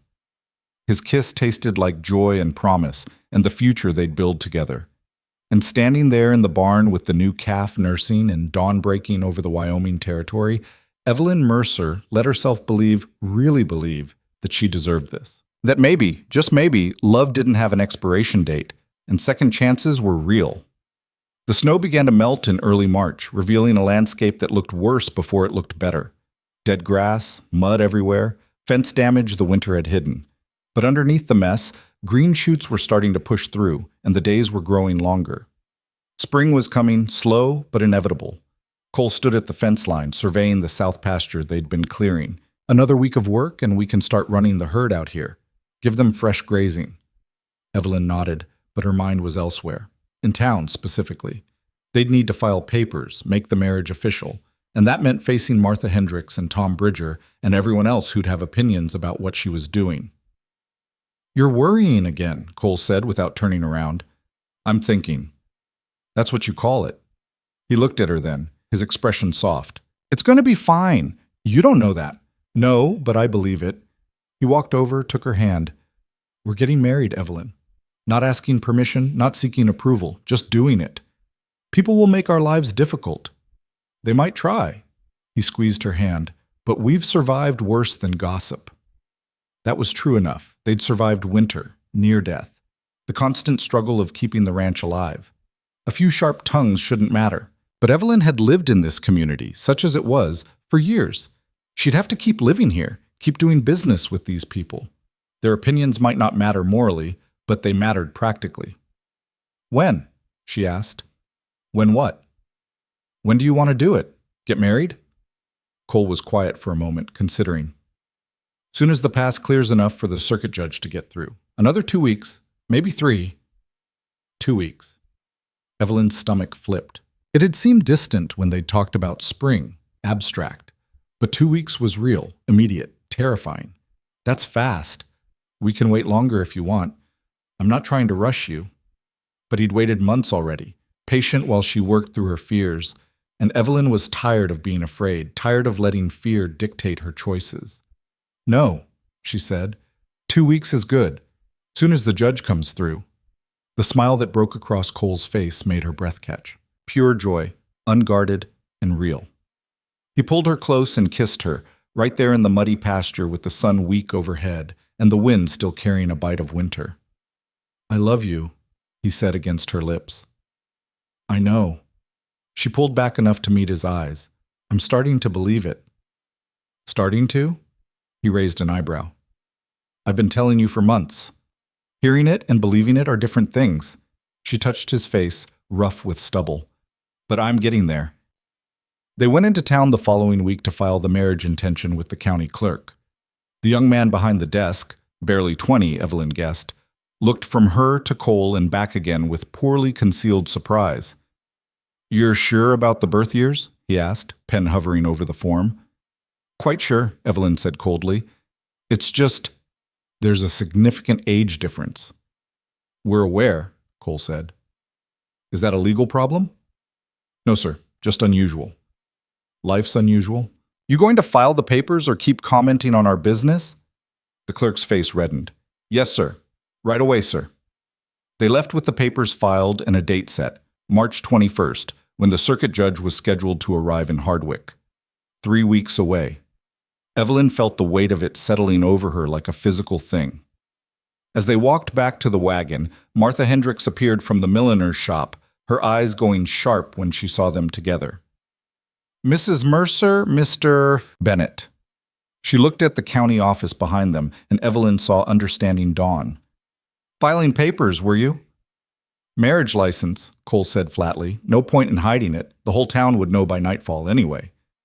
"My goodness," Martha's hand went to her chest in exaggerated shock. "Well, that's certainly sudden." "Not that sudden," Evelyn said. "We've been working together for months." Working together. Is that what we're calling it? Martha's smile was razor sharp. I'm sure you know what people will say. I'm sure I don't care what people say.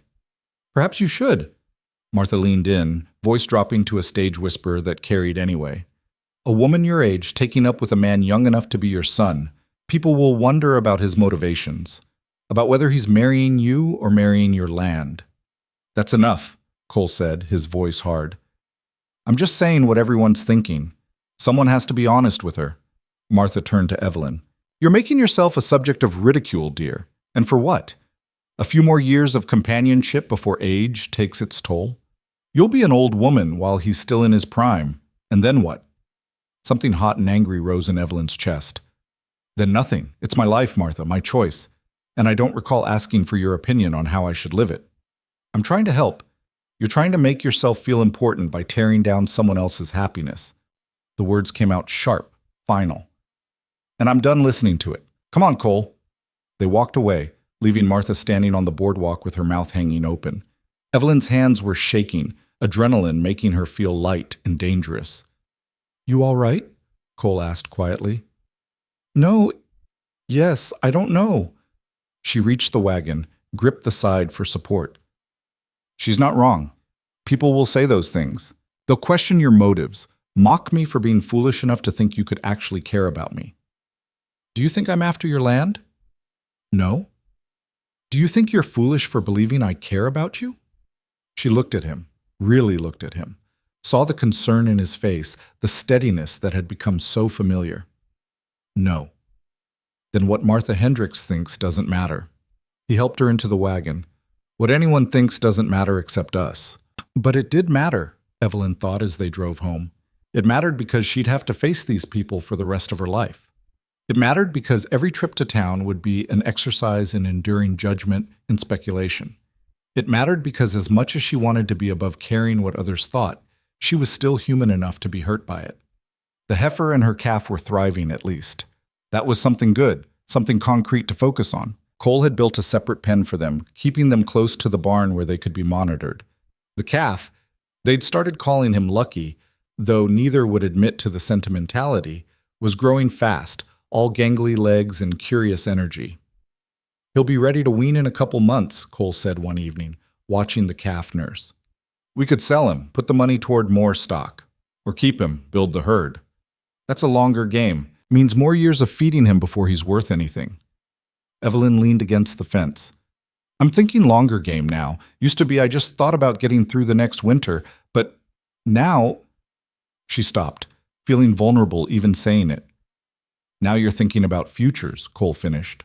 Plural. More than one winter. More than one everything. She looked at him. Is that foolish? Making plans like that? It's hopeful. That's different than foolish. They stood in comfortable silence, watching the calf explore his pen. These moments had become precious to Evelyn. The quiet times when they didn't need to fill the space with words, when just being together was enough. I need to tell you something, Cole said eventually. About Montana. About why I really left. Evelyn tensed.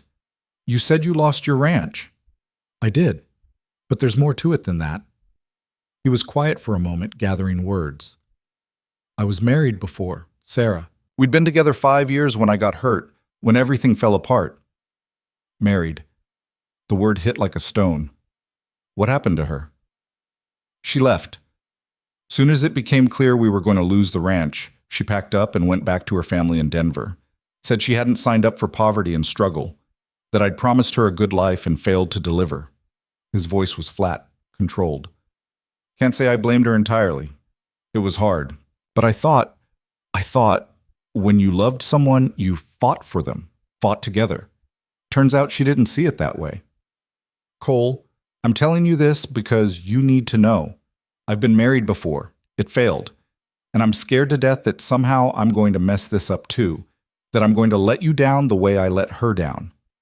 Evelyn turned to face him fully. You didn't let her down. You got hurt. That's not failure. That's life. I couldn't hold on to what we'd built. You were injured and alone. She should have stayed, should have helped you fight. That she didn't, that's on her, not you. He looked at her with something raw in his eyes. You would have stayed? I stayed with Patrick through the consumption, watched him die by inches, and I stayed. She took Cole's hand. I'm not Sarah. I don't run when things get hard. And if you haven't noticed, things are already hard. I'm choosing you anyway. Even knowing I've failed before? We've both failed before.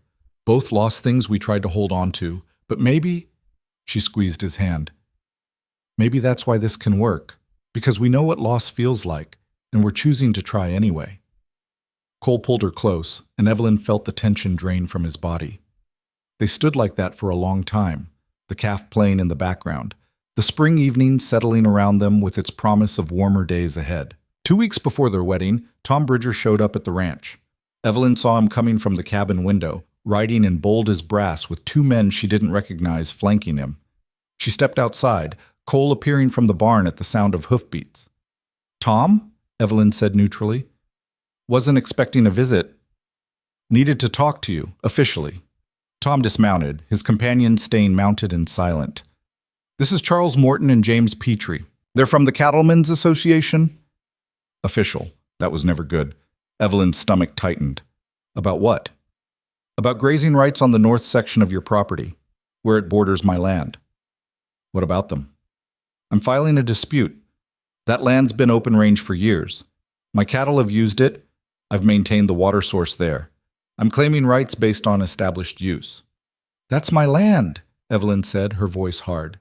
Legally filed and deeded. You can't just claim it because you've been trespassing. It's not that simple, Mrs. Mercer, one of the men, Morton, said. If Mr. Bridger can demonstrate continuous use and improvement of the property, he may have a legal claim regardless of the original deed.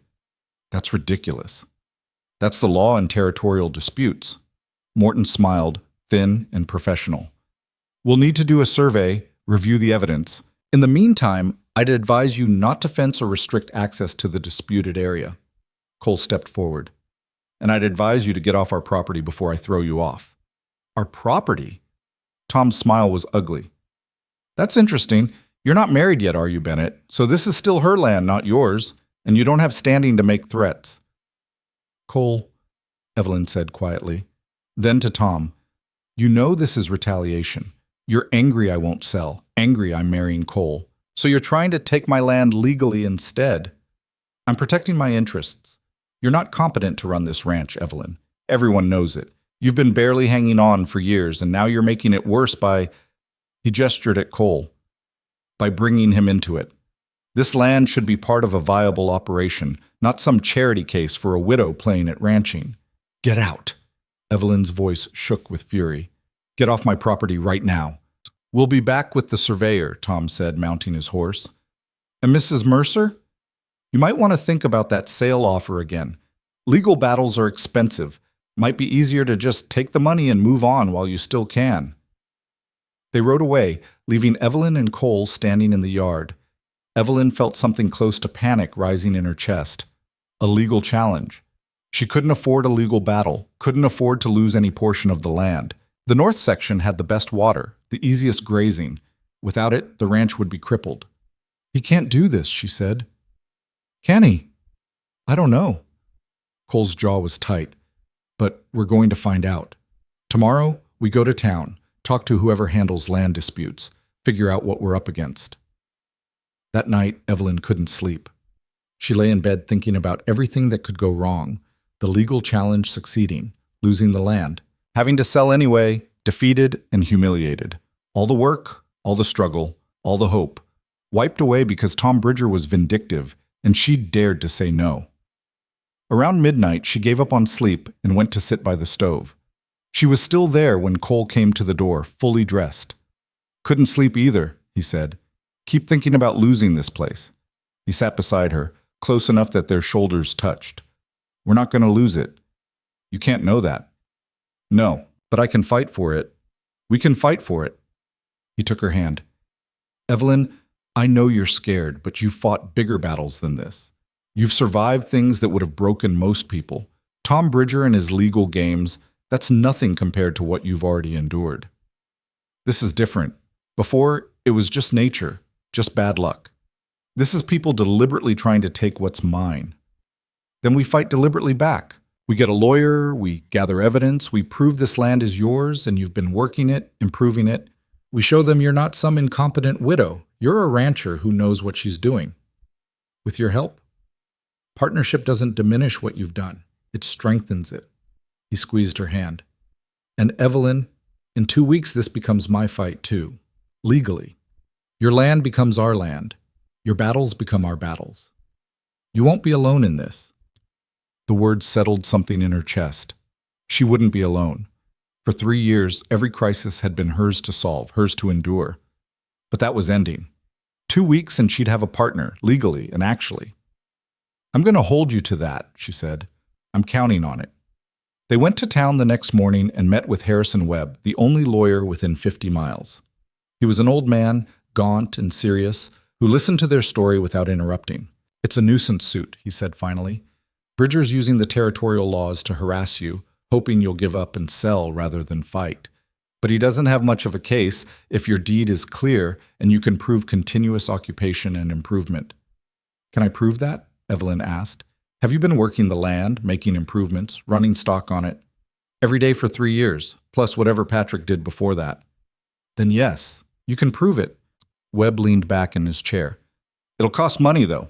Legal fees, surveyor fees if we need to counter their survey, court costs. You prepared for that? Evelyn thought about her dwindling savings, the money she'd been setting aside for seed and stock. How much? Could be $100? Could be more. $100. That was half of what she had left in the world. But losing the land would cost her everything. I'll pay it, she said. We'll pay it, Cole corrected.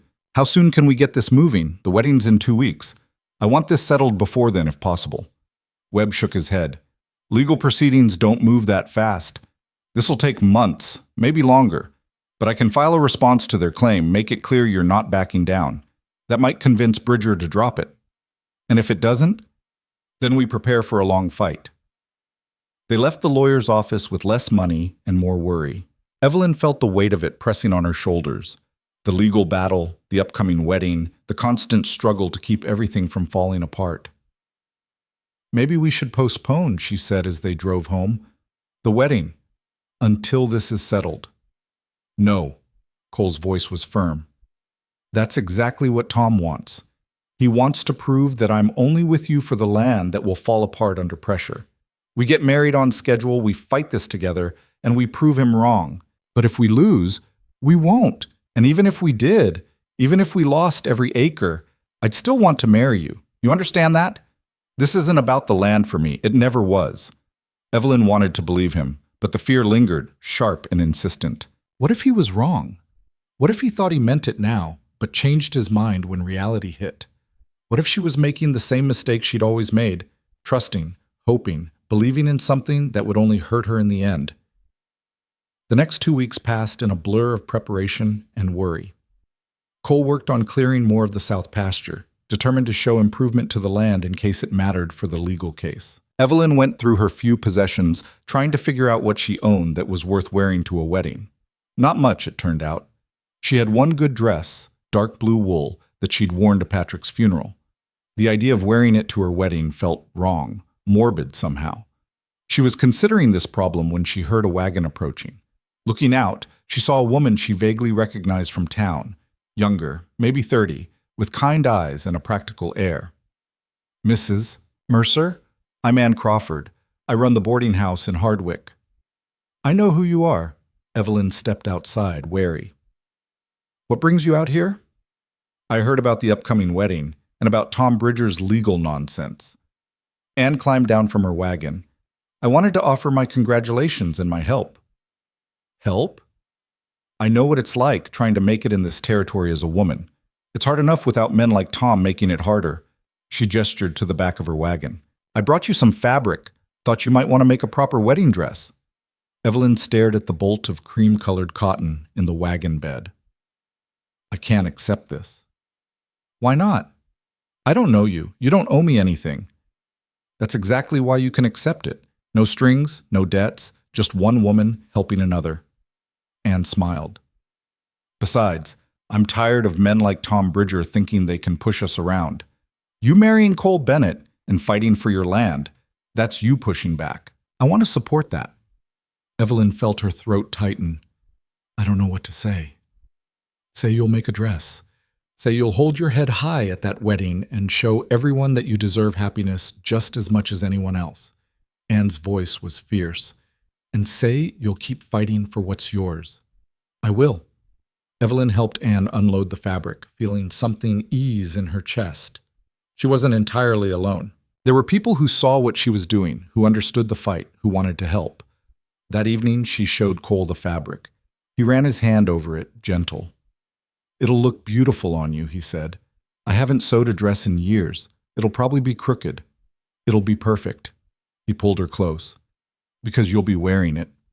The wedding day arrived cold and bright, the sun breaking through clouds that threatened rain. Evelyn stood in the cabin wearing the dress she'd sewn, crooked in places, just as she'd predicted, but serviceable. She looked at herself in the small mirror and saw a woman she barely recognized. Older, yes. Worn by years of struggle, but alive, present, about to step into a future she'd thought was closed to her. There was a knock at the door, Cole's voice. You ready? No, yes, I don't know. Can I come in? She opened the door. He stood there in clean clothes, his hair combed, looking nervous and young and entirely real. When he saw her, his face transformed. Evelyn, he breathed, you're beautiful. I'm 53 years old in a homemade dress. You're beautiful, he repeated firmly. And you're mine, if you'll have me. Shouldn't you wait to say that until after the ceremony? Shouldn't, but I'm saying it anyway. He held out his hand. Come on, judge is waiting. They rode into town together, and Evelyn was surprised to find a small crowd gathered outside the courthouse. Not everyone, but Anne Crawford was there, and the store clerk who'd filed their papers, and a handful of others. People who'd decided to bear witness, to show support, to stand with her against the tide of judgment. Martha Hendricks was there too, face pinched with disapproval. Tom Bridger stood beside her, arms crossed, but they were outnumbered, and Evelyn felt a flicker of satisfaction at that. The ceremony was short, practical. The judge asked the required questions, they gave the required answers. Cole's hand was steady in hers as he said his vows, his voice clear and sure. When it came time for her to speak, Evelyn found her voice shaking. I do, she said. I do choose this. Choose him. Choose us. Then by the power vested in me by Wyoming territory, I pronounce you husband and wife. Cole kissed her, and Evelyn heard applause from the small crowd. When they pulled apart, she saw tears on his face, felt them on her own. We did it, he whispered. We did. They walked out of the courthouse as Mr. and Mrs. Cole Bennett, and the sun broke through the clouds properly, spilling light across the muddy street. It felt like an omen, like the universe itself was approving. Tom Bridger stepped into their path. Congratulations, he said, the words sour. Hope you know what you've gotten yourself into, Bennett. You've tied yourself to a losing proposition. The only losing proposition here is your legal case, Cole said evenly. We're not selling, we're not backing down. And if you keep harassing my wife, I'll make it my personal mission to ensure everyone in this territory knows exactly what kind of man you are. Your wife. Tom's smile was ugly. That's what she is now, isn't it? Wonder how long that'll last when reality sets in. Forever, Evelyn said, surprising herself with the certainty. It'll last forever, because unlike some people, we don't give up when things get hard. We fight for what we love. She took Cole's hand and walked past Tom Bridger without looking back. Behind them, she heard Anne Crawford laugh, a bright, defiant sound that carried in the spring air. They drove home as the sun set, painting the sky in shades of orange and pink. The ranch appeared on the horizon, small and weathered but still standing, still theirs. Mrs. Bennett, Cole said, testing the name. Still sounds strange. Give it time. He pulled the wagon to a stop in front of the cabin. Evelyn Bennett has a good sound to it. Better than Evelyn Mercer. Different, both good. He helped her down, and they stood looking at the property together. What happens now? Now we keep working, keep fighting, keep building. She looked up at him. Together. Together, he agreed and kissed her as the first stars appeared in the darkening sky. The first night as a married couple, they worked until dark finishing the fence repairs on the south pasture. Romance, Evelyn thought with dry amusement, looked different at 53 than it had at 25.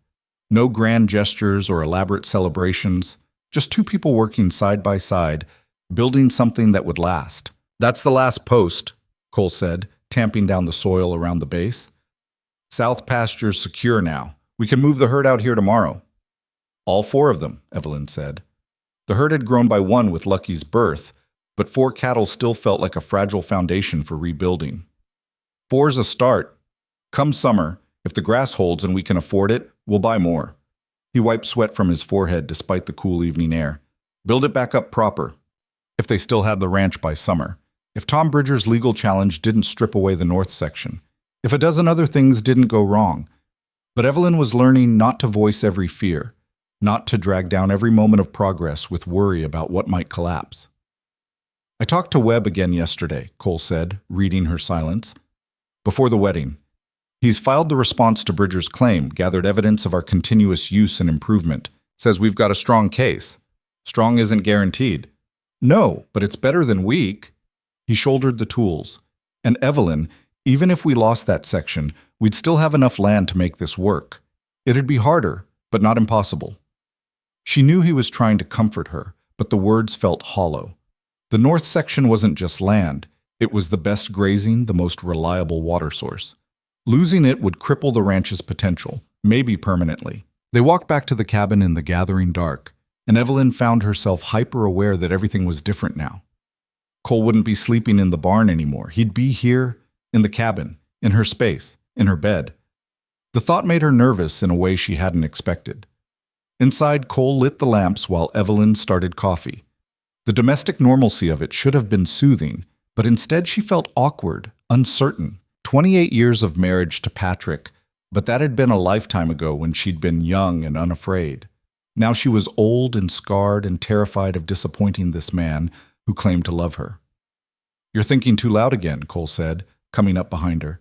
His hand settled on her shoulders, gentle. "What's wrong?" "Nothing. Everything. I don't know." She turned to face him. "I'm scared."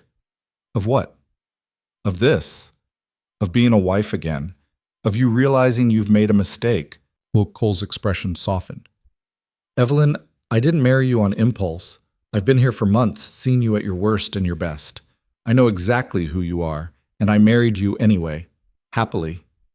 "I'm old." "You keep saying that like it matters to me. It doesn't. My body is beautiful because it's yours." He cupped her face in his hands. "I don't need you to be 25. I need you to be you, exactly as you are." She wanted to believe him, tried to push past the voice in her head that cataloged every flaw, every sign of age, every reason he should have chosen someone younger, prettier, easier. "I don't know how to do this," she whispered. "Neither do I. First marriage failed, remember? I'm just as scared as you are." He kissed her forehead. "But we figure it out together. That's the whole point of partnership. Together." That word again, the one that was starting to feel like an anchor instead of a threat. She kissed him then, pouring into it all the things she couldn't say. The fear and hope and desperate need to believe this could work.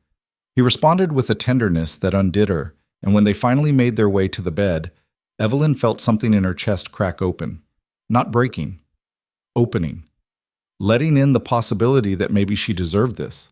That maybe love didn't have an expiration date after all. Later, lying in the dark with Cole's breathing steady beside her, Evelyn felt tears sliding down her temples. Happy tears, she realized with surprise. When was the last time she'd cried from happiness instead of grief or frustration or exhaustion? "You all right?" Cole's voice was sleepy, concerned. "Yes." "Better than all right." She found his hand in the darkness. "Thank you." "For what?" "For staying. For seeing something in me worth fighting for." Her voice broke. "For making me feel alive again."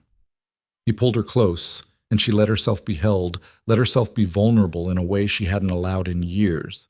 Outside, the wind moved through the pines with a sound like the world breathing, and for the first time in 3 years, Evelyn felt like she was breathing with it instead of fighting against it.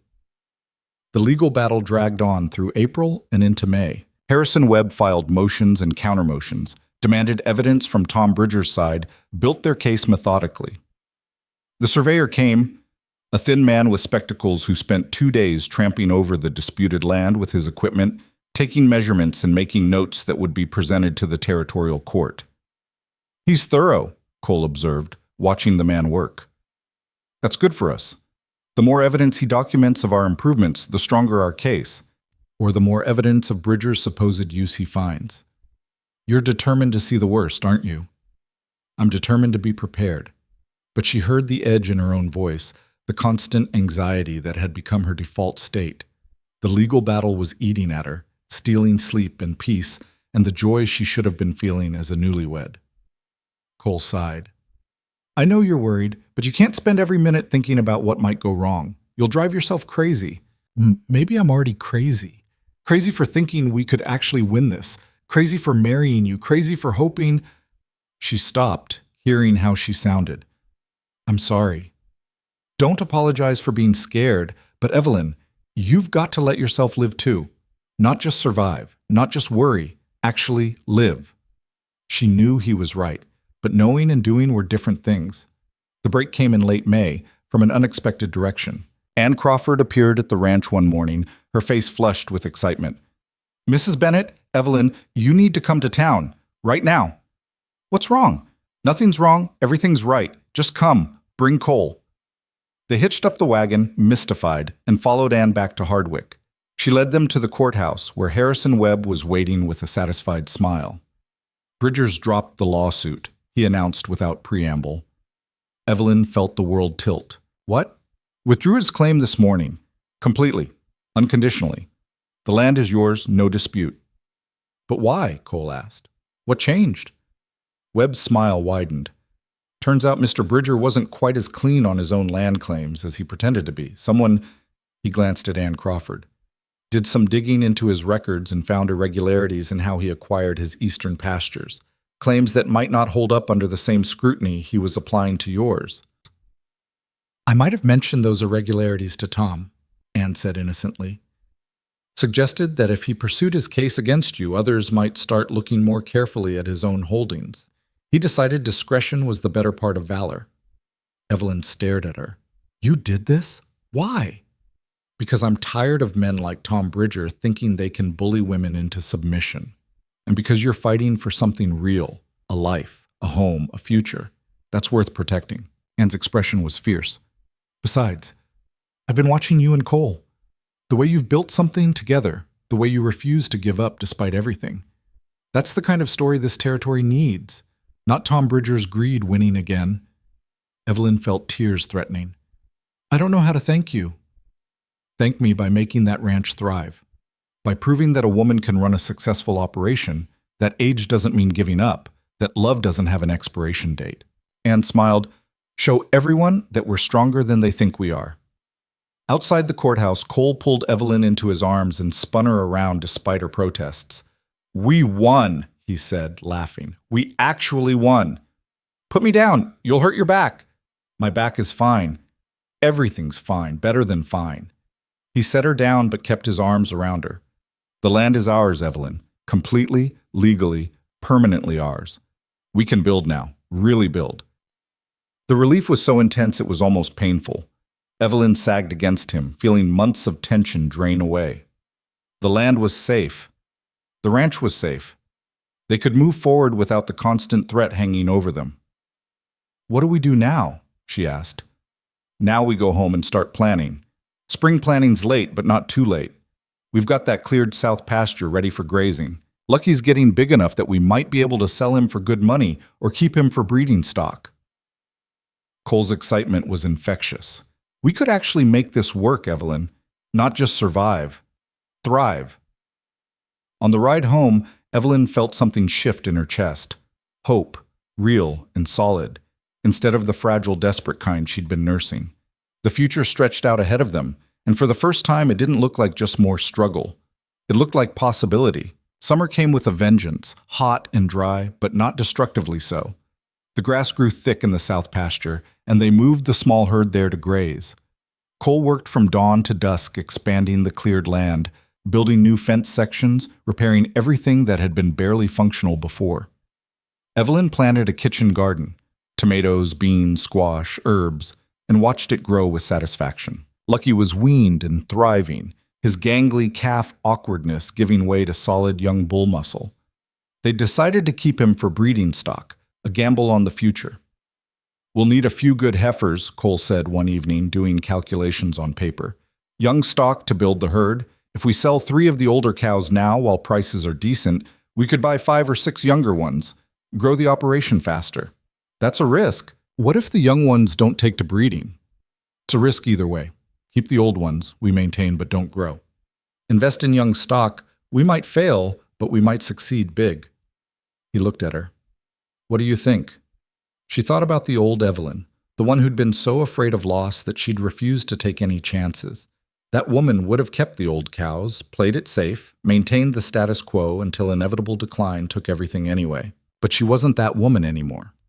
"Let's do it," she said. "Sell the old stock, buy young, grow the herd." Cole's smile was brilliant. "Yeah? Yeah. We didn't fight this hard to just stay small and safe."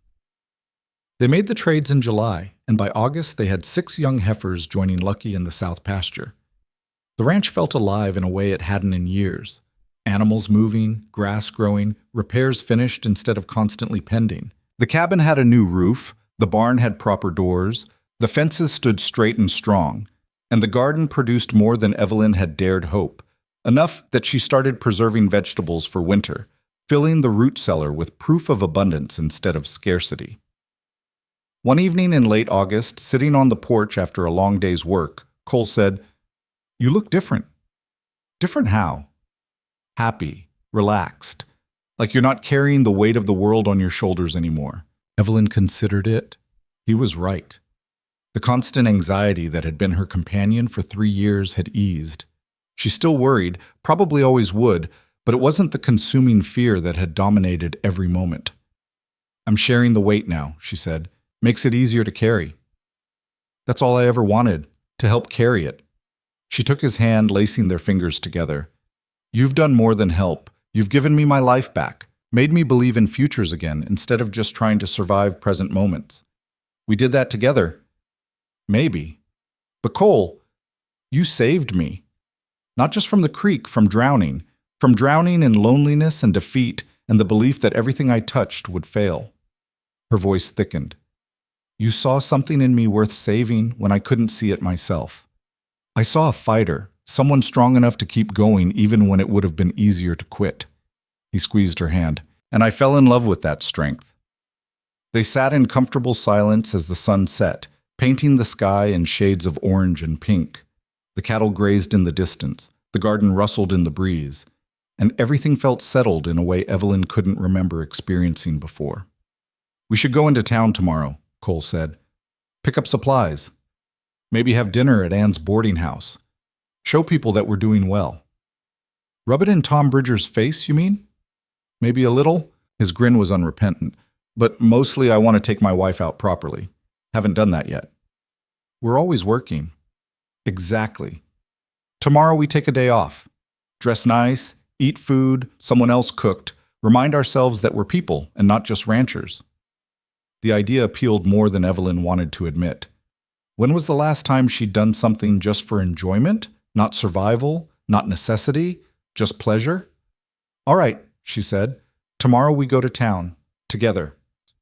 They arrived in Hardwick around midday, the main street busy with the usual commerce. Evelyn noticed people looking at them, some with curiosity, some with the residual judgment that probably wouldn't ever completely fade. But there were smiles too, nods of acknowledgement, small signs of acceptance. Martha Hendricks was outside the general store and couldn't quite hide her surprise at seeing them looking prosperous and happy. Evelyn nodded to her politely, enjoying the woman's visible discomfort. "Mrs. Bennett," Martha said stiffly, "you're looking well." "Thank you. Ranch is doing well too. Expanded the herd, brought in new stock. Should be a good year." "How nice." The words were sour. "I'm sure Mr. Bridger will be pleased to hear his neighbors are thriving." "I'm sure he already knows. News travels fast." Evelyn kept her voice pleasant, refusing to take the bait. "Good day, Martha." They moved on, and Cole laughed quietly. "That was diplomatic. I'm learning. No point in making enemies when we've won." Dinner at Anne's boarding house was simple but delicious. Roast chicken, fresh bread, vegetables from Anne's own garden. They ate at a table by the window, watching the town move past, and Evelyn felt something she'd almost forgotten. Contentment. "I never thanked you properly," she said to Anne when the woman came to clear their plates. "For what you did with Tom Bridger. You saved the ranch." "You saved the ranch? I just helped level the playing field." Anne glanced around, then lowered her voice. "Between you and me, I've been gathering documentation on some of the other ranchers, too. The ones who think they can push around anyone they perceive as weak. If they try anything, I'll be ready." "You're building an arsenal of information?" "Someone has to. Women like us, we have to protect each other. The law doesn't always do it, so we do it ourselves." Anne's smile was sharp. "Besides, knowledge is power. And I like being powerful." After dinner, they walked the main street slowly, Cole's hand in hers, and Evelyn felt eyes on them but didn't care. Let people look. Let them see that she was happy, successful, loved. Let them see that age and widowhood hadn't defeated her, that she'd found a second chance and claimed it fiercely. They were heading back to the wagon when Tom Bridger stepped out of the saloon directly into their path. "Bennett, Evelyn." He was drunk, his face flushed and his eyes hard. "Heard your ranch is doing well." "It is," Cole said evenly. "No thanks to you. You got lucky, that's all." Tom swayed slightly. "But luck runs out, you'll see. This territory doesn't reward people who don't know their place." "And what's our place?" Evelyn asked, her voice cold. "Her place is in town, taking in sewing. Your place is working for someone who actually knows how to run a ranch, not pretending to own one." Tom's laugh was ugly. "You think this lasts? You think that age gap doesn't matter? Wait until she's 60 and you're barely 40. Wait until she can't keep up anymore, until you're stuck caring for an old woman instead of living your life." Cole moved so fast, Evelyn barely registered it. One moment Tom was talking, the next he was on the ground, Cole standing over him with a look of controlled fury. "Don't ever speak about my wife that way again," Cole said quietly. "Don't speak to her, don't speak about her, don't even think about her. You lost your chance to take our land and you'll never get another opportunity to hurt us. Are we clear?" Tom wiped blood from his split lip, hatred burning in his eyes. "You'll regret this." "The only regret here is yours. You could have been a decent neighbor. Instead, you chose to be a vindictive bastard. And now you're sitting in the dirt with a bloody mouth because you can't keep your bitterness to yourself." Cole stepped back. "Stay away from us. That's the only warning you'll get." They walked away, leaving Tom in the dirt. Evelyn's heart was pounding, adrenaline making her hand shake. "You shouldn't have hit him," she said when they reached the wagon. "I know, but I couldn't let him talk about you like that. Cole, he could press charges, could... I don't care." He turned to face her, his expression intense. "I love you, Evelyn. I don't care about our age difference, don't care what people say, don't care about anything except building a life with you. And I won't stand by while anyone tries to diminish that or make you feel like you're less than what you are." "Which is what?" "Everything. You're everything to me." The words hit her chest like a fist, opening something wide and aching. She pulled him close and kissed him there in the street, not caring who saw or what they thought. "Take me home," she whispered against his lips. They drove back to the ranch as the sun set, and Evelyn felt the last pieces of her old life falling away. The woman who'd been afraid to hope, afraid to love, afraid to believe in futures, she was gone. In her place was someone stronger, someone who'd learned that vulnerability wasn't weakness, and that letting someone in didn't mean losing yourself. Fall came with cooler temperatures and the hard work of preparing for winter. But this year was different. This year they had supplies stockpiled, repairs completed, a growing herd to sustain them. This year Evelyn wasn't facing the cold alone. In October, one of the young heifers showed signs of pregnancy. Cole confirmed it with quiet satisfaction. "She'll calve in spring. If the others take to breeding as well, we could have 4 or 5 calves next year. Double the herd." "That's optimistic." "That's planning." He wrapped his arms around her from behind. "You still default to pessimism, you know that?" "I default to realism. Same thing for you." He kissed her neck. "But I'm working on changing that. Give me another year or two." Another year or two. The casual way he said it, like their future together was assured and infinite, still made her chest tight. But she was learning to sit with that tightness, to recognize it as joy instead of fear. Winter arrived in late November with the first heavy snow. Evelyn stood at the window watching it fall and felt none of the dread she'd carried through previous winters. The woodpile was stacked high, the barn was secure, the animals were healthy and well fed, and Cole was beside her, solid and warm and present. "Penny, for your thoughts," he said. "I was thinking about last winter, about almost dying in the creek, about being so alone and desperate, about how different everything is now. You regret any of it?" "The near-death experience? Yes. Everything else?" She turned to face him. "No, not even the hard parts. They brought me here, to this moment, with you. I fell through ice and nearly drowned, and you're calling that not regrettable?" "I'm calling it necessary. If I hadn't, you wouldn't have told me how you felt. I wouldn't have admitted what I was feeling. We might have kept dancing around it forever." Cole pulled her close. "I would have told you eventually." "Maybe. But the crisis forced both our hands, made us face what we were too scared to face otherwise." They stood together watching the snow fall, and Evelyn felt peace settle over her like a blanket. This was what she'd been fighting for all along without knowing it. Not just survival, not just keeping the ranch alive, but this, partnership, love, a future built with someone who saw her completely and chose her anyway. Christmas came quietly. They had no decorations, no elaborate celebration. Just a good meal, a warm fire, and the gift of being together. Cole had carved her a small wooden box, smooth and perfect, with her initials on the lid. "For keeping important things," he said as she opened it. "What important things?" "I don't know yet. Whatever you decide is worth keeping safe." She ran her fingers over the smooth wood, touched by the care evident in every detail. "Thank you. It's beautiful. Like you."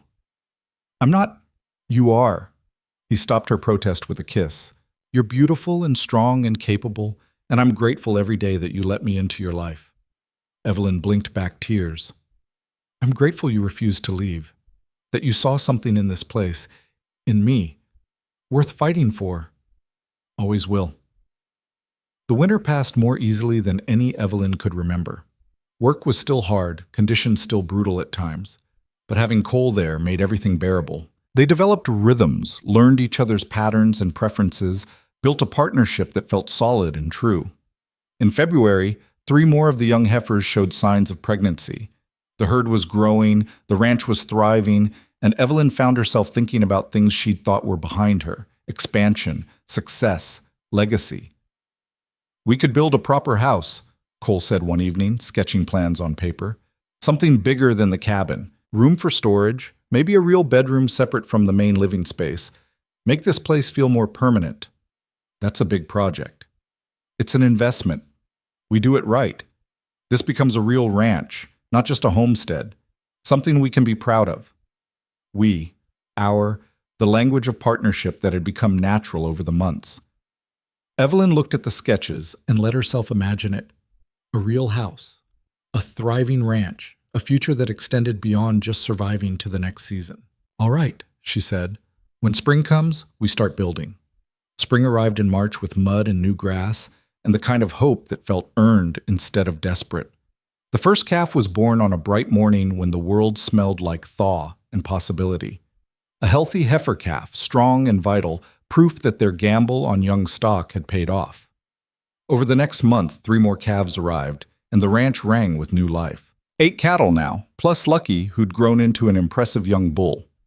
It wasn't a large herd by territory standards, but it was growth, real and undeniable. "We're going to need more pasture," Cole said, watching the cattle graze. "That north section we fought for, we should fence it properly, rotate the grazing, do this right." "That's more money. It's investment. The herd's growing, Evelyn. We need to grow with it." She knew he was right. They couldn't stay small and cautious forever, not if they wanted to build something lasting.